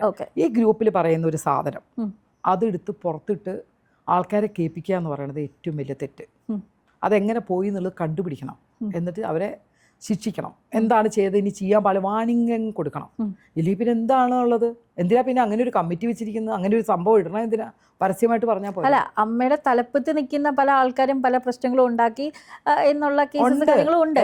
അപ്പം ഇങ്ങനൊരു തലപ്പത്ത് നിൽക്കുന്ന ആൾക്കാർ ഇങ്ങനൊരു പ്രശ്നം അങ്ങനെ ചെയ്യാൻ പാടുണ്ടോ? അങ്ങനെ ഞാൻ പറയട്ടെ, തലപ്പത്ത് നിൽക്കുന്ന ആരെയാണ് ഉദ്ദേശിച്ചത്? തലപ്പത്ത് ഇപ്പൊ ആർക്കും അങ്ങനെ കേസുള്ള ഇപ്പൊ റീസെന്റ് ആയിട്ടല്ല, മുമ്പുണ്ടായിരുന്നവരൊക്കെ പോയില്ലേ. ഞാൻ പറഞ്ഞ ഇപ്പോൾ ഉള്ള ആൾക്കാർ ഇപ്പൊ ഒരു റെസ്പെക്ട് ഇല്ലെന്ന് തോന്നുന്നുണ്ട്. അമ്മ സംഘടന എന്ന് പറയുന്ന സമയത്ത് പണ്ട് പുറത്തുള്ള ആൾക്കാർക്ക് പോലും അമ്മയുടെ ഒരു ഫംഗ്ഷൻ എന്നൊക്കെ പറയുമ്പം എല്ലാവർക്കും ഭയങ്കര റെസ്പെക്റ്റ് ആയിരുന്നു, അല്ലെങ്കിൽ അത് ടി വിയിൽ വരുമ്പോൾ കാണാനും. ഇപ്പം ആ ഒരു റെസ്പെക്റ്റ് പലരെയും മനസ്സിൽ നഷ്ടപ്പെട്ട ഒരു ഫീലാണ്. കാരണം അമ്മയെന്നുള്ള ഇതുപോലും പറയുന്നില്ല. ഇൻ കേസ് ഇൻ്റർവ്യൂ എടുക്കുന്ന ഒരു ഇൻ്റർവ്യൂർ ആയിക്കോട്ടെ എല്ലാവരും AMMA. അങ്ങനെ എന്തുകൊണ്ടാണ് അങ്ങനെ ഒരു മാറ്റം വന്നതെന്ന് തോന്നിയിട്ടുണ്ടോ? അത് എപ്പോഴും എല്ലാവരും അങ്ങനെ അമ്മ എന്ന് വിളിക്കണം എന്ന് പറഞ്ഞാൽ അങ്ങനെ പറയാറുണ്ട്. പക്ഷെ ഞങ്ങൾക്ക് അമ്മ തന്നെയാണ്. കാരണം ഞങ്ങളുടെ എല്ലാ പ്രശ്നങ്ങളും അമ്മയിൽ ചർച്ച ചെയ്യാനും എനിക്ക് എന്തെങ്കിലും പ്രശ്നം വന്നാൽ ഞാൻ പറയാറുണ്ട്. പിന്നെ അമ്മ എന്ന് പറഞ്ഞൊരു സംഘടന നമ്മുടെയൊക്കെ പേഴ്സണൽ കേസും കാര്യങ്ങളും ഒന്നും പറയാനോ നമ്മുടെ പണടപാട് ചെയ്യാനുള്ള ഒരു സംഘടനയല്ല അമ്മ. നമ്മളുണ്ടാക്കിയ പ്രശ്നം നമ്മൾ തീർക്കണം. ഒരു കേസുണ്ടെങ്കിൽ നമ്മൾ നോക്കണം. അതൊക്കെ അമ്മയെ കൊണ്ടുവന്ന് വെക്കേണ്ട കാര്യമില്ല. സിനിമ സംബന്ധമായതോ അമ്മയ്ക്കകത്തുള്ള ആർട്ടിസ്റ്റുകൾ തമ്മിലുള്ള എന്തെങ്കിലും ഉണ്ടെങ്കിൽ അവിടെ തീർക്കാം. പുറത്ത് വലിച്ചഴക്കരുത്. ഈ പുറത്ത് പറയുമ്പോൾ നമുക്കൊരു സംഘടനയാണെങ്കിൽ ആ സംഘടനയിൽ ഒതുങ്ങണം എല്ലാ കാര്യങ്ങളും. അല്ലാതെ ഇപ്പം ചെയ്ത് തെറ്റ്, ഒരു ഗ്രൂപ്പിനകത്ത് വന്ന മെസ്സേജ് പാസ് ചെയ്ത് കണ്ടുപിടിക്കണം, തെറ്റാണ് ആ ചെയ്തത്. ശരി, നമ്മൾ അങ്ങോട്ട് ദേഷ്യം വരുമ്പോൾ പലതും പറയും, തെറി ചീത്തയൊക്കെ പറയും, സ്വാഭാവികം. കുറച്ച് ദിവസം കഴിയുമ്പോൾ അതൊക്കെ തിരിച്ചയ്യോ തെറ്റ് ചെയ്ത് തെറ്റായി പോയെന്ന് പറഞ്ഞ് കൈ കൊടുത്തിട്ടുണ്ടെങ്കിലും ഈ സാധനം ജീവിതകാലം മുഴുവൻ അതിനകത്ത് കിടക്കും. ഇല്ലേ, കേക്കില്ലേ, എന്നും ആ ശാപവാക്കും എല്ലാം കേൾക്കും.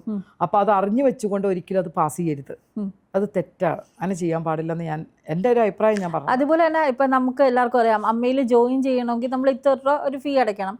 ഈ അമ്മയിൽ ജോയിൻ ചെയ്ത പല ആർട്ടിസ്റ്റുകളും ഈവൻ ഒരു ഇന്റർവ്യൂല് എതിച്ചേട്ടൻ പറയുന്നുണ്ട്, അമ്മയിൽ ജോയിൻ ചെയ്തു അല്ലെങ്കിൽ അമ്മയിലെ ഒരു മെമ്പർ ആണെന്നുള്ള രീതിയിൽ പുള്ളിക്കാരൻ അങ്ങനെ വലിയ അവസരങ്ങളൊന്നും കിട്ടിയിട്ടില്ല. അതില്ല, അമ്മയിൽ ഉള്ളവർക്കും അവസരം മേടിച്ചു കൊടുക്കാനല്ല അമ്മ ഇരിക്കണത്. നമുക്ക് അവസരം മേടിക്കുന്ന അമ്മയല്ല, നമ്മുടെ കഴിവ് നമ്മൾ വിളിക്കണം. ഞാൻ പറഞ്ഞില്ലേ, ഇത്രയും വർഷമായിട്ട് ഞാൻ ഇപ്പോഴും മനസ്സിൽ ചിന്തിക്കുന്നത് എനിക്ക് ഇനിയും നല്ല സമയം വരും. അത് സമയങ്ങളാണ്. എത്രയോ ആൾക്കാർ അങ്ങനെ രക്ഷപ്പെട്ട് പോയിട്ടുണ്ട്, എത്ര ആൾക്കാർ അഭിനയിച്ച്. ഞാൻ ഉദാഹരണം ഇന്ദ്രൻ ചേട്ടനെ ഒരിക്കലും നിങ്ങൾ ആരും ഇങ്ങനെ പ്രതീക്ഷിച്ചിട്ടുണ്ടോ? അദ്ദേഹം എന്ത് നല്ല ആക്ടറാണ്. സുരാജ്, സലീം ചേട്ടൻ, എത്ര പേര് വന്നു. അപ്പോൾ അത് വരും. യദു ഒരു പടത്തിൽ ഇപ്പോൾ നല്ല വേഷം ചെയ്തല്ലോ. ഞാൻ പറഞ്ഞ നമുക്ക് ഓരോ ക്യാരക്ടർ വരുമ്പോൾ അവർ വിളിക്കും. എൻ്റെ ഏറ്റവും വലിയ സങ്കടം, എനിക്ക് 2-3 പടം മിസ്സായി. സത്യൻ സാറിൻ്റെ പടം ഇതുവരെ ഞാൻ ചെയ്തിട്ടില്ല, ജോഷി സാറിൻ്റെ പടം ഞാൻ ചെയ്തിട്ടില്ല. ഇതൊക്കെ എൻ്റെ മനസ്സിലുള്ളൊരു വിഷമമാണ്. ഞാൻ കാണുമ്പോൾ പറയും, അമ്മുമായിട്ടെങ്കിലും എന്നെ വിളിക്കണേ, ഞാൻ പറയാറുണ്ട്. ഈ അടുത്തൊരു ദിവസം ഒരു സംഭവം ഉണ്ടായി. ഓമർ ലുലുവിൻ്റെ പടം നിങ്ങളറിയാലോ, കുറേ നല്ല പടങ്ങൾ ചെയ്തിട്ടുണ്ട്. അതറിയാം. ഹാപ്പി ഹസ്ബൻഡ് ആണെങ്കിലും, ഹാപ്പി ഹസ്ബൻഡ് അല്ല, ഓമർ ലുലു ചെയ്ത മറ്റേ അഡാർലോ, ഹാപ്പി, വേറെ കുറേ പടങ്ങൾ ചെയ്തിട്ടുണ്ട്. വേറെ പടം ചെയ്തിട്ടുണ്ട് അദ്ദേഹത്തിന്. ഈ കഴിഞ്ഞ ദിവസം ഞാൻ കാണാനിടയായി. അപ്പോൾ കണ്ടു കഴിഞ്ഞപ്പോൾ ഞാൻ ഒന്നും പറഞ്ഞില്ല, എന്നോട് ഇങ്ങോട്ട് പറഞ്ഞു, ഞങ്ങൾ വരുന്ന വഴിക്ക് പ്രിയങ്ക ചേച്ചിയുടെ കാര്യം ഇങ്ങനെ പറഞ്ഞു, അടുത്ത പടത്തിൽ ഉണ്ടാവും കേട്ടോ, വിളിക്കാം. ഞാൻ പറഞ്ഞു, ഒറ്റ കാര്യം ചെയ്താൽ മതി, ഞാൻ എൻ്റെ നമ്പർ ഇപ്പം തരാം, ഇപ്പം തന്നെ അതൊന്ന് ഫീഡ് ചെയ്യണം. ഒരു വാട്സപ്പിൽ ഒരു മെസ്സേജ്, പ്രിയങ്ക ഡേറ്റ് ഇന്ന ദിവസം ഇന്ന സ്ഥലത്ത് എത്തണം, ഒരു മെസ്സേജ് എനിക്ക് തന്നാൽ മതി. ആരെയും വിളിക്കാൻ ഏൽപ്പിക്കരുത്, എന്നെ വിളിക്കില്ല. അവർക്ക് അവരുടേതായ ആൾക്കാരുണ്ട്, അവരെ വിളിക്കും. അപ്പോൾ എനിക്ക് ഈ പടം കിട്ടത്തില്ല. അങ്ങനെ കുറേ പടം പോയ ആളാണ് ഞാൻ. അല്ല, സിനിമയിൽ ഒരു ഗ്രൂപ്പിസം ഉണ്ടെന്ന് തോന്നിയിട്ടുണ്ടോ? ഗ്രൂപ്പിസം ഒന്നുമല്ല, കുറേ പേര് ചരട് വിളിക്കാനും ആൾക്കാർ അവരുടെ ഇഷ്ടത്തിന് വിളിക്കുന്ന ആൾക്കാരൊക്കെ ഉണ്ട്. അപ്പോൾ ചിലപ്പോൾ നമ്മളെ വിളിച്ചൊന്നും വരില്ല. പിന്നെ ഈ പൈസ അഡ്ജസ്റ്റ്മെൻറ്റ് കാര്യങ്ങൾ അതൊക്കെ ഉണ്ടാവുമായിരിക്കും, എനിക്കതൊന്നും അറിയില്ല. ഞാൻ അദ്ദേഹത്തിനോട് ഒറ്റ വാക്കിയുള്ളൂ, വാട്സപ്പിൽ ഒരു മെസ്സേജ് ഇട്ടാൽ മതി, പ്രിയങ്ക ഡേറ്റ് ഇതാണ്, ഇന്ന പോലെ വേറെ ആൾ വിളിക്കും, അപ്പോൾ എനിക്ക് ഉറപ്പിക്കാം ഈ പടം എനിക്ക് കിട്ടുമെന്ന്. അല്ലാതെ എനിക്ക് കിട്ടൂല കേട്ടോ എന്ന് പറഞ്ഞു. അദ്ദേഹം പറഞ്ഞു, അങ്ങനെ തന്നെ ചെയ്യാമെന്ന്. ചെയ്താൽ ചെയ്യട്ടെ. അതേപോലെ നമുക്ക് അങ്ങനെയുള്ള അത് വന്നു, ആ ക്യാരക്ടർ പോയെന്ന് വെച്ചാൽ എനിക്ക് അദ്ദേഹത്തിനോട് പരാതിയില്ല. ഞാൻ പറഞ്ഞില്ലേ, ഞാൻ അഭിനയിക്കാത്ത പടത്തിന് ഞാൻ ഏറ്റവും കൂടുതൽ പ്രൊമോഷൻ കൊടുക്കുന്നത്. ഞാൻ പോകാറുണ്ടല്ലോ, മിക്ക പടത്തിനും ഞാൻ പോയി കാണാൻ വിളിച്ചാൽ ഞാൻ പോകും. ഇപ്പോൾ സ്ത്രീകളാണ് സ്ത്രീകളുടെ ശത്രു എന്ന് പ്രത്യേകിച്ച് ഇൻഡസ്ട്രിയിൽ നിൽക്കുന്ന ആൾക്കാർ. കാരണം ഇവരൊന്നും മാറിക്കഴിഞ്ഞാൽ എനിക്ക് ഒരു ചാൻസ് കിട്ടുമെന്ന് ചിന്തിക്കുന്ന ഒരുപാട് ആക്ടേഴ്സ്. പക്ഷെ ഞാൻ ചിന്തിച്ചിട്ടില്ല കേട്ടോ. ഞാൻ ചിന്തിക്കുന്ന ഒറ്റ കാര്യമുള്ളൂ, എനിക്ക് വിധിച്ച വേഷം, ആ പേരിൽ എനിക്ക് അഭിനയിക്കാൻ സാധ്യതയുള്ള വേഷം ഞാൻ ചെയ്തിരിക്കും. അല്ല, ഞാൻ ചേച്ചിയെ കുറിച്ചല്ല പറഞ്ഞത്, അങ്ങനെ ചിന്തിക്കുന്ന ആൾക്കാരുണ്ട്. കാരണം ഞാൻ ഉൾപ്പെടെ അങ്ങനെ ഒരു ഇഷ്യൂ ഫേസ് ചെയ്തിട്ടുള്ള ഒരാളാണ്. അപ്പോൾ അതുകൊണ്ടാണ് ഞാൻ പറയുന്നത്. അങ്ങനെ ചേച്ചിക്ക് ഭയങ്കര വിഷമം തോന്നിയ ഒരു ഇൻസിഡൻറ്റ് എന്തെങ്കിലും ഉണ്ടായിട്ടുണ്ടോ? കാരണം ചേച്ചിക്ക് വന്ന ഒരു ചാൻസ് ആരെങ്കിലും ഒരു വേർഡ് കൊണ്ട് നഷ്ടപ്പെടുത്തിയോ, അങ്ങനെ എന്തെങ്കിലും ഉണ്ടായിട്ടുണ്ടോ? എനിക്ക് അങ്ങനെ ഉണ്ടായിട്ടില്ല. അങ്ങനെ ഞാൻ അറിഞ്ഞപ്പോൾ വിളിച്ചില്ലല്ലോ, അയാൾ എന്നെ വിളിക്കാത്തോണ്ടല്ലേ എന്ന് ഞാൻ വിചാരിച്ചു. മനസ്സിലിങ്ങനെ ചെറിയ വിഷമം ഇല്ലാതിരിക്കില്ലല്ലോ. കാരണം ഡയറക്ടർ പറഞ്ഞു പ്രിയങ്ക വിളിക്കുന്നത്, പ്രിയങ്ക തിരക്കാന്ന് എന്നെ വിളിച്ചിട്ടുമില്ല. ഞാൻ പടം ഇറങ്ങി കഴിയുമ്പോൾ നല്ലൊരു ക്യാരക്ടറും കണ്ട് നമ്മൾ പിന്നെ സാറ് പറയുമ്പോൾ നമുക്ക് ആർക്കാണെങ്കിലും കള്ളത്തരം പറയാൻ പറ്റില്ല. ചെറിയ അയ്യോ എന്നെ വിളിച്ചിരുന്നെങ്കിൽ അതെനിക്ക് ചെയ്യായിരുന്നു. പക്ഷേ അവരത് നന്നായി ചെയ്ത് കണ്ടപ്പോൾ ഞാൻ വെച്ചു, ശരി ദൈവം അവർക്കായിരിക്കും വിധിച്ചത്, അവർ ചെയ്തോട്ടെ. അതാണ് ഞാൻ ചിന്തിച്ചത്. എൻ്റെ സഹപ്രവർത്തകരല്ലേ ചെയ്തോട്ടെ, എനിക്കെല്ലാവർക്കും അത് വിധിച്ചതെന്ന് ഞാൻ ചിന്തിച്ചിട്ടുള്ളൂ. അല്ലാതെ അതുകൊണ്ട് എനിക്ക് ദേഷ്യമൊന്നുമില്ല, ദേഷ്യപ്പെടാറുമില്ല.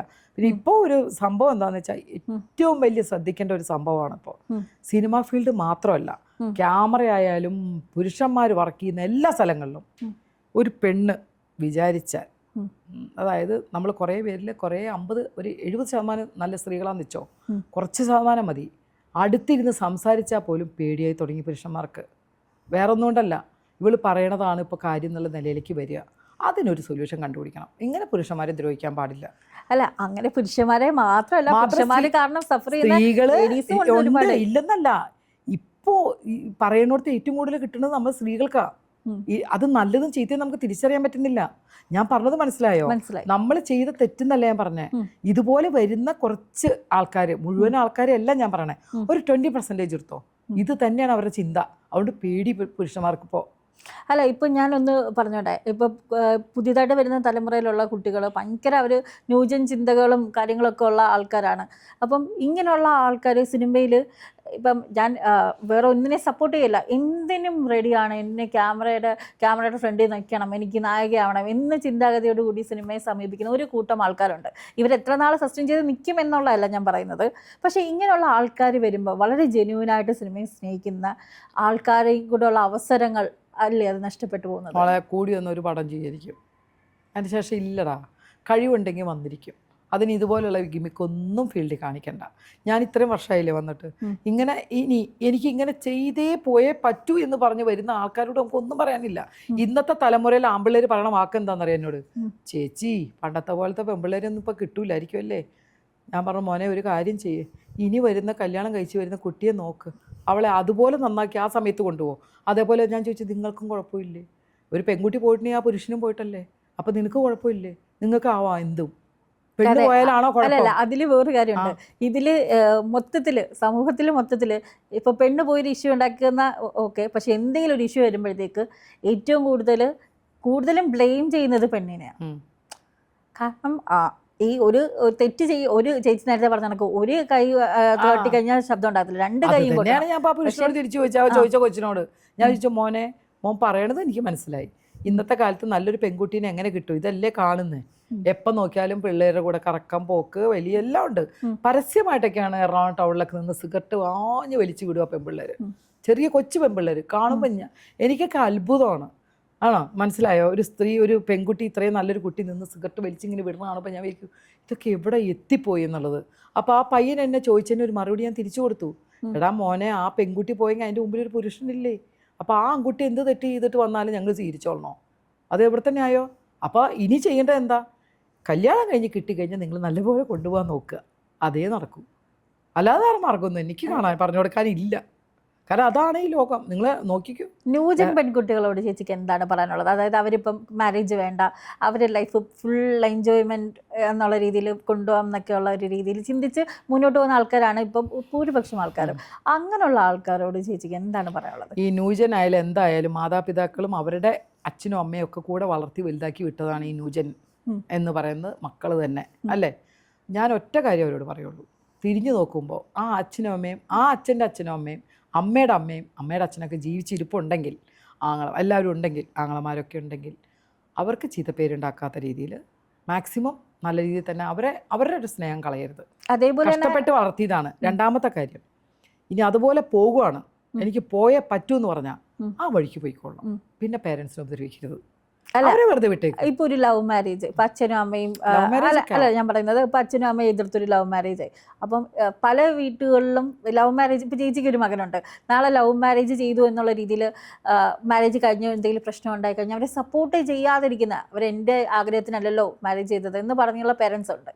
അപ്പോൾ അത് അങ്ങനെ ഒരു ചിന്താഗതി, അപ്പം നമ്മുടെ കുട്ടികളല്ലേ അത് എന്നുള്ള രീതിയിൽ പല ആൾക്കാരും ചിന്തിക്കുന്നില്ല. അതിപ്പോൾ മാറി കുറേ, പണ്ടത്തെ പോലെ അല്ല ഇപ്പോൾ. അതിനൊക്കെ കാര്യം മനസ്സിലായി.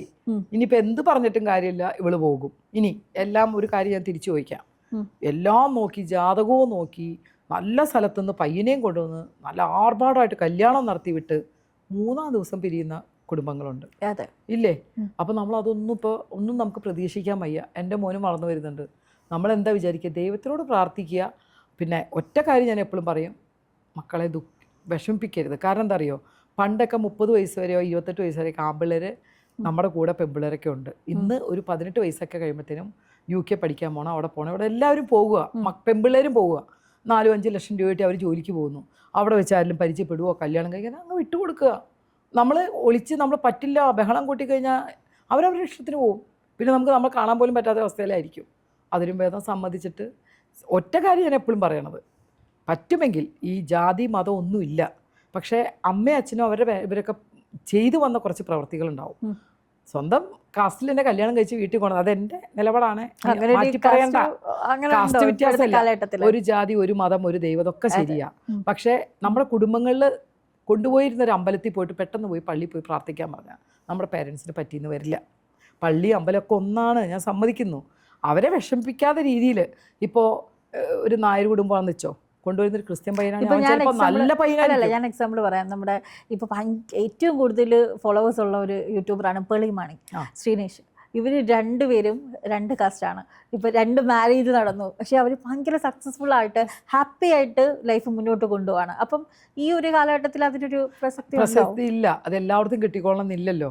ഞാൻ പറഞ്ഞ അങ്ങനെ അമ്മയും അച്ഛനെയും ക്യാൻവാസ് ചെയ്ത് അവരുടെ സമ്മതത്തോടു കൂടി ഏത് കാസ്റ്റ്, ഞാൻ ഇപ്പോൾ കാസ്റ്റ് ഇങ്ങനെയാണെന്നല്ല പറയണേ, ഒരു ജാതി, ഒരു മതം, ഒരു ദൈവം ഒക്കെ ശരി. ഞാൻ പറഞ്ഞു വന്നത് അങ്ങനെ അല്ലാതെ ചെയ്യുമ്പോൾ എതിർപ്പുകൾ ഉണ്ടാവാം. അത് മാറ്റിയെടുത്ത് നല്ല രീതിയിൽ ഇവർ കൊണ്ടുവന്ന് അച്ഛനും അമ്മയുടെ എല്ലാവരും അനുഗ്രഹത്തോട് കഴിച്ചോട്ടെ. കാസ്റ്റിലൊന്നും പ്രശ്നമില്ല. ഞാൻ നേരത്തെ പറഞ്ഞില്ലേ, എല്ലാ കാസ്റ്റും നോക്കി മര്യാദയ്ക്ക് കെട്ടിച്ചു വിട്ടാൽ 1 മാസം പോലും നിൽക്കാതെ തിരിച്ചു വന്ന എത്രയോ കാര്യങ്ങളുണ്ട്. അവരുടെ കല്യാണം എന്ന് പറയണത്, ഇനി ഇവർ പറയുന്നത് ന്യൂ ജനറേഷൻ ഒരു കാര്യം മനസ്സിലാക്കണം, ഇതിനൊക്കെ വേണ്ടി അച്ഛനും അമ്മയും കാത്തിരിക്കണം, മക്കളെ കല്യാണം കഴിപ്പിച്ച് വിടണം, അത് കാണണം എന്നുള്ളൊരു ആഗ്രഹമൊക്കെ ഉണ്ട്. അത് ഇവർ ഈ ലിവ് ഇൻ ടുഗദർ എന്നൊക്കെ പറഞ്ഞ് പോയി കഴിഞ്ഞാൽ എനിക്കതിനോട് യോജിക്കാൻ ബുദ്ധിമുട്ടാണ്. ഞാൻ പറയില്ല, എൻ്റെ കാര്യമാണ് ഞാൻ പറയണത്. അവരൊന്നും അത് അനുസരിച്ചോളണമെന്നൊന്നും ഇല്ല കേട്ടോ. പക്ഷെ ഞാൻ പറയണു, ഇപ്പം ഞാൻ ഈ പറയുന്ന കാര്യമുണ്ടല്ലോ, മോൾക്ക് എങ്ങനെ തോന്നുമെന്ന് എനിക്കറിയില്ല. എൻ്റെ ഭാഗത്ത് ഒരുപാട് സ്ത്രീകൾ പറഞ്ഞ് ചേച്ചി പറഞ്ഞത് കറക്റ്റാണെന്ന് ഞാൻ പറഞ്ഞിട്ടുള്ളൂ. അത് ഇന്നും ഞാൻ പറയും. ഒരു കാര്യം കൂടെ ചോദിച്ച് നമുക്ക് നടത്താം. അതായത് ചേച്ചി ഇപ്പം സംസാരിക്കുന്ന സമയത്ത് പല ന്യൂ ജനറേഷൻ കുട്ടികൾക്കും പല കാര്യങ്ങൾ ആക്സെപ്റ്റ് ചെയ്യാതെ വരുന്നു, പക്ഷെ ഒരു വിഭാഗം ആൾക്കാർ ചേച്ചിയെ ഭയങ്കര സപ്പോർട്ട് ചെയ്യുന്നു. അപ്പം അത് എന്തുകൊണ്ടായിരിക്കും? അവരെ ആ ഒരു ജീവിത പരിചയം കൊണ്ടിട്ടാണോ, പരിചയക്കുറവ് കൊണ്ടിട്ടാണോ, എന്താ ചേച്ചി അത് ഫീൽ ചെയ്യുന്നത്? അതെന്താ അറിയോ, ഇപ്പോഴത്തെ ഇത് വെച്ച് അവരൊക്കെ ജീവിച്ച രീതികളൊക്കെ മാറി തുടങ്ങി. അപ്പം നമ്മൾ പറയുന്നത് അവർക്ക് മുഖവിലയ്ക്ക് എടുക്കാൻ പറ്റുന്നില്ല. രണ്ടാമത്തെ കാര്യം, ഞാൻ ഇത് എന്തോ റീച്ച്, അതിൻ്റെ ഒന്നും ആവശ്യം എനിക്കില്ല. ഞാൻ ഈ ഇതോടുകൂടി വന്ന ആളല്ല. ഇപ്പം എനിക്ക് കുറച്ച് സ്നേഹം കൂടിയിട്ട് ഞാൻ പറയുന്നത് ഞാൻ ഇപ്പോഴും പറയാം. ഞാൻ പറയുന്നത് തെറ്റായിട്ടൊരു വാക്ക് പറഞ്ഞാൽ അപ്പം അവിടെ ആര് ജനങ്ങൾ, ഏത് സ്ത്രീ ആയാലും പുരുഷനായാലും പ്രതികരിക്കും ഇല്ലേ? അത് ഞാൻ എൻ്റെ സത്യാവസ്ഥ പറയുന്നതുകൊണ്ടാണ് എന്നോട് കുറച്ചെങ്കിലും സ്നേഹം കാണിക്കുന്നത്. ആ സ്നേഹം ഞാൻ എന്തായാലും മുന്നോട്ട് നിലനിർത്തി കൊണ്ടുപോകും. ഒരു കാരണവശാലും ഞാൻ അതിനൊരു പ്രശ്നം വരുന്ന രീതിയിൽ മുന്നോട്ട് പോകില്ല. അപ്പോൾ എന്തായാലും ചേച്ചി ഇത്രയും സമയം നമുക്ക് വേണ്ടിയിട്ട് സ്പെൻഡ് ചെയ്തു, ഒരുപാട് കാര്യങ്ങൾ പറഞ്ഞു തന്നു. കുറേ നാളത്തെ ഇന്റർവ്യൂവിന് ശേഷം ഇതാണെന്ന് തോന്നുന്നു ചേച്ചി. ഞാൻ ഇപ്പോൾ ഇത് പുതിയ ചാനലാണെന്ന് പറഞ്ഞു. ഞാൻ പറയണത് എന്താണെന്ന് വെച്ചാൽ, ഞാൻ ഒരുപാട് ഇൻ്റർവ്യൂസ് ഇപ്പോൾ കൊടുക്കാറില്ല, വേറെ ഒന്നും കൊണ്ടല്ല. ഒരുപാടായി കഴിഞ്ഞാൽ നമുക്ക് പറയാൻ വാക്കുകളില്ല. ഈ പറഞ്ഞത് തന്നെ വീണ്ടും പറയണം. എന്താ നമ്മൾ പുതിയത് പറയുക? ഇതൊക്കെ തന്നെ ഇടയ്ക്ക് ചോദ്യങ്ങൾ വരുമെങ്കിലും നമുക്കിപ്പോൾ കുറച്ച് കാര്യങ്ങൾ നമ്മൾ എല്ലാം കൂടെ നമ്മൾ പറഞ്ഞു കഴിഞ്ഞു. ഇപ്പോൾ ഒരു ചാനൽ എന്ന് പറഞ്ഞാൽ നിങ്ങളാണ് ഞങ്ങളെയൊക്കെ ജനങ്ങളുടെ ഇടയിലേക്ക് എത്തിക്കുന്നത്. ഞാൻ വെറുതെ എൻ്റെ വീട്ടിൽ നിന്ന് പറഞ്ഞു കഴിഞ്ഞത് ആരും അറിയാൻ പോകുന്നില്ല. എൻ്റെ നിലപാട് അറിയിക്കുന്നത് നിങ്ങളായതുകൊണ്ട് നിങ്ങളോടാണ് ഞാൻ താങ്ക്സ് പറയേണ്ടത്. കാരണം നിങ്ങളെ കാരണമാണ് ഞാനിപ്പോൾ ഇത്ര സന്തോഷമായും ജനങ്ങളുടെ ഇടയിൽ ഇത്രയും ഒരു സ്നേഹം എനിക്ക് കിട്ടുന്നത്. അപ്പോൾ അതിനു വേണ്ടി ഈ ഒരു ചാനൽ പുതിയതായിട്ട് വരുവാണെങ്കിൽ ഈ ചാനൽ നല്ല രീതിയിൽ തന്നെ നല്ല റേറ്റിങ്ങോടുകൂടി കുറച്ച് എന്താ പറയുക റീച്ചിലെത്തി, ഇതിൻ്റെ പുറകിലും ഒരുപാട് ക്യാമറയാണെങ്കിലും ഇതിൻ്റെ പുറകിൽ എഫേർട്ട് എടുക്കുന്ന ആൾക്കാരൊക്കെ കുടുംബമുള്ളതാണ്. അവർക്ക് എല്ലാവർക്കും നല്ല രീതിയിൽ സാലറിയൊക്കെ വർദ്ധിച്ച് ചാനൽ അറിയപ്പെട്ട് നല്ല രീതിയിൽ മുന്നോട്ട് വരട്ടെ എന്ന് ഞാൻ ആത്മാർത്ഥമായിട്ട് പ്രാർത്ഥിക്കുന്നു. ഇത് നല്ല റീച്ചിലെത്തിക്കുമ്പോൾ വീണ്ടും എന്തെങ്കിലും വിഷയമായിട്ട് ഞാൻ ഇതേ സീറ്റിൽ നിങ്ങളിവിടെ വന്നിരിക്കുന്നതായിരിക്കും. അപ്പം ഞാനും മനസ്സറിഞ്ഞ ചേച്ചിക്ക് ഒരുപാട് ക്യാരക്ടേഴ്സിന് കിട്ടട്ടെ, ഒരുപാട് പ്രൊമോഷൻസിലൊക്കെ ചേച്ചീനെ കാണാൻ പറ്റട്ടെ എന്നൊക്കെ ആഗ്രഹിക്കുന്നു. അപ്പം താങ്ക് യു സോ മച്ച് ചേച്ചി. Thank you.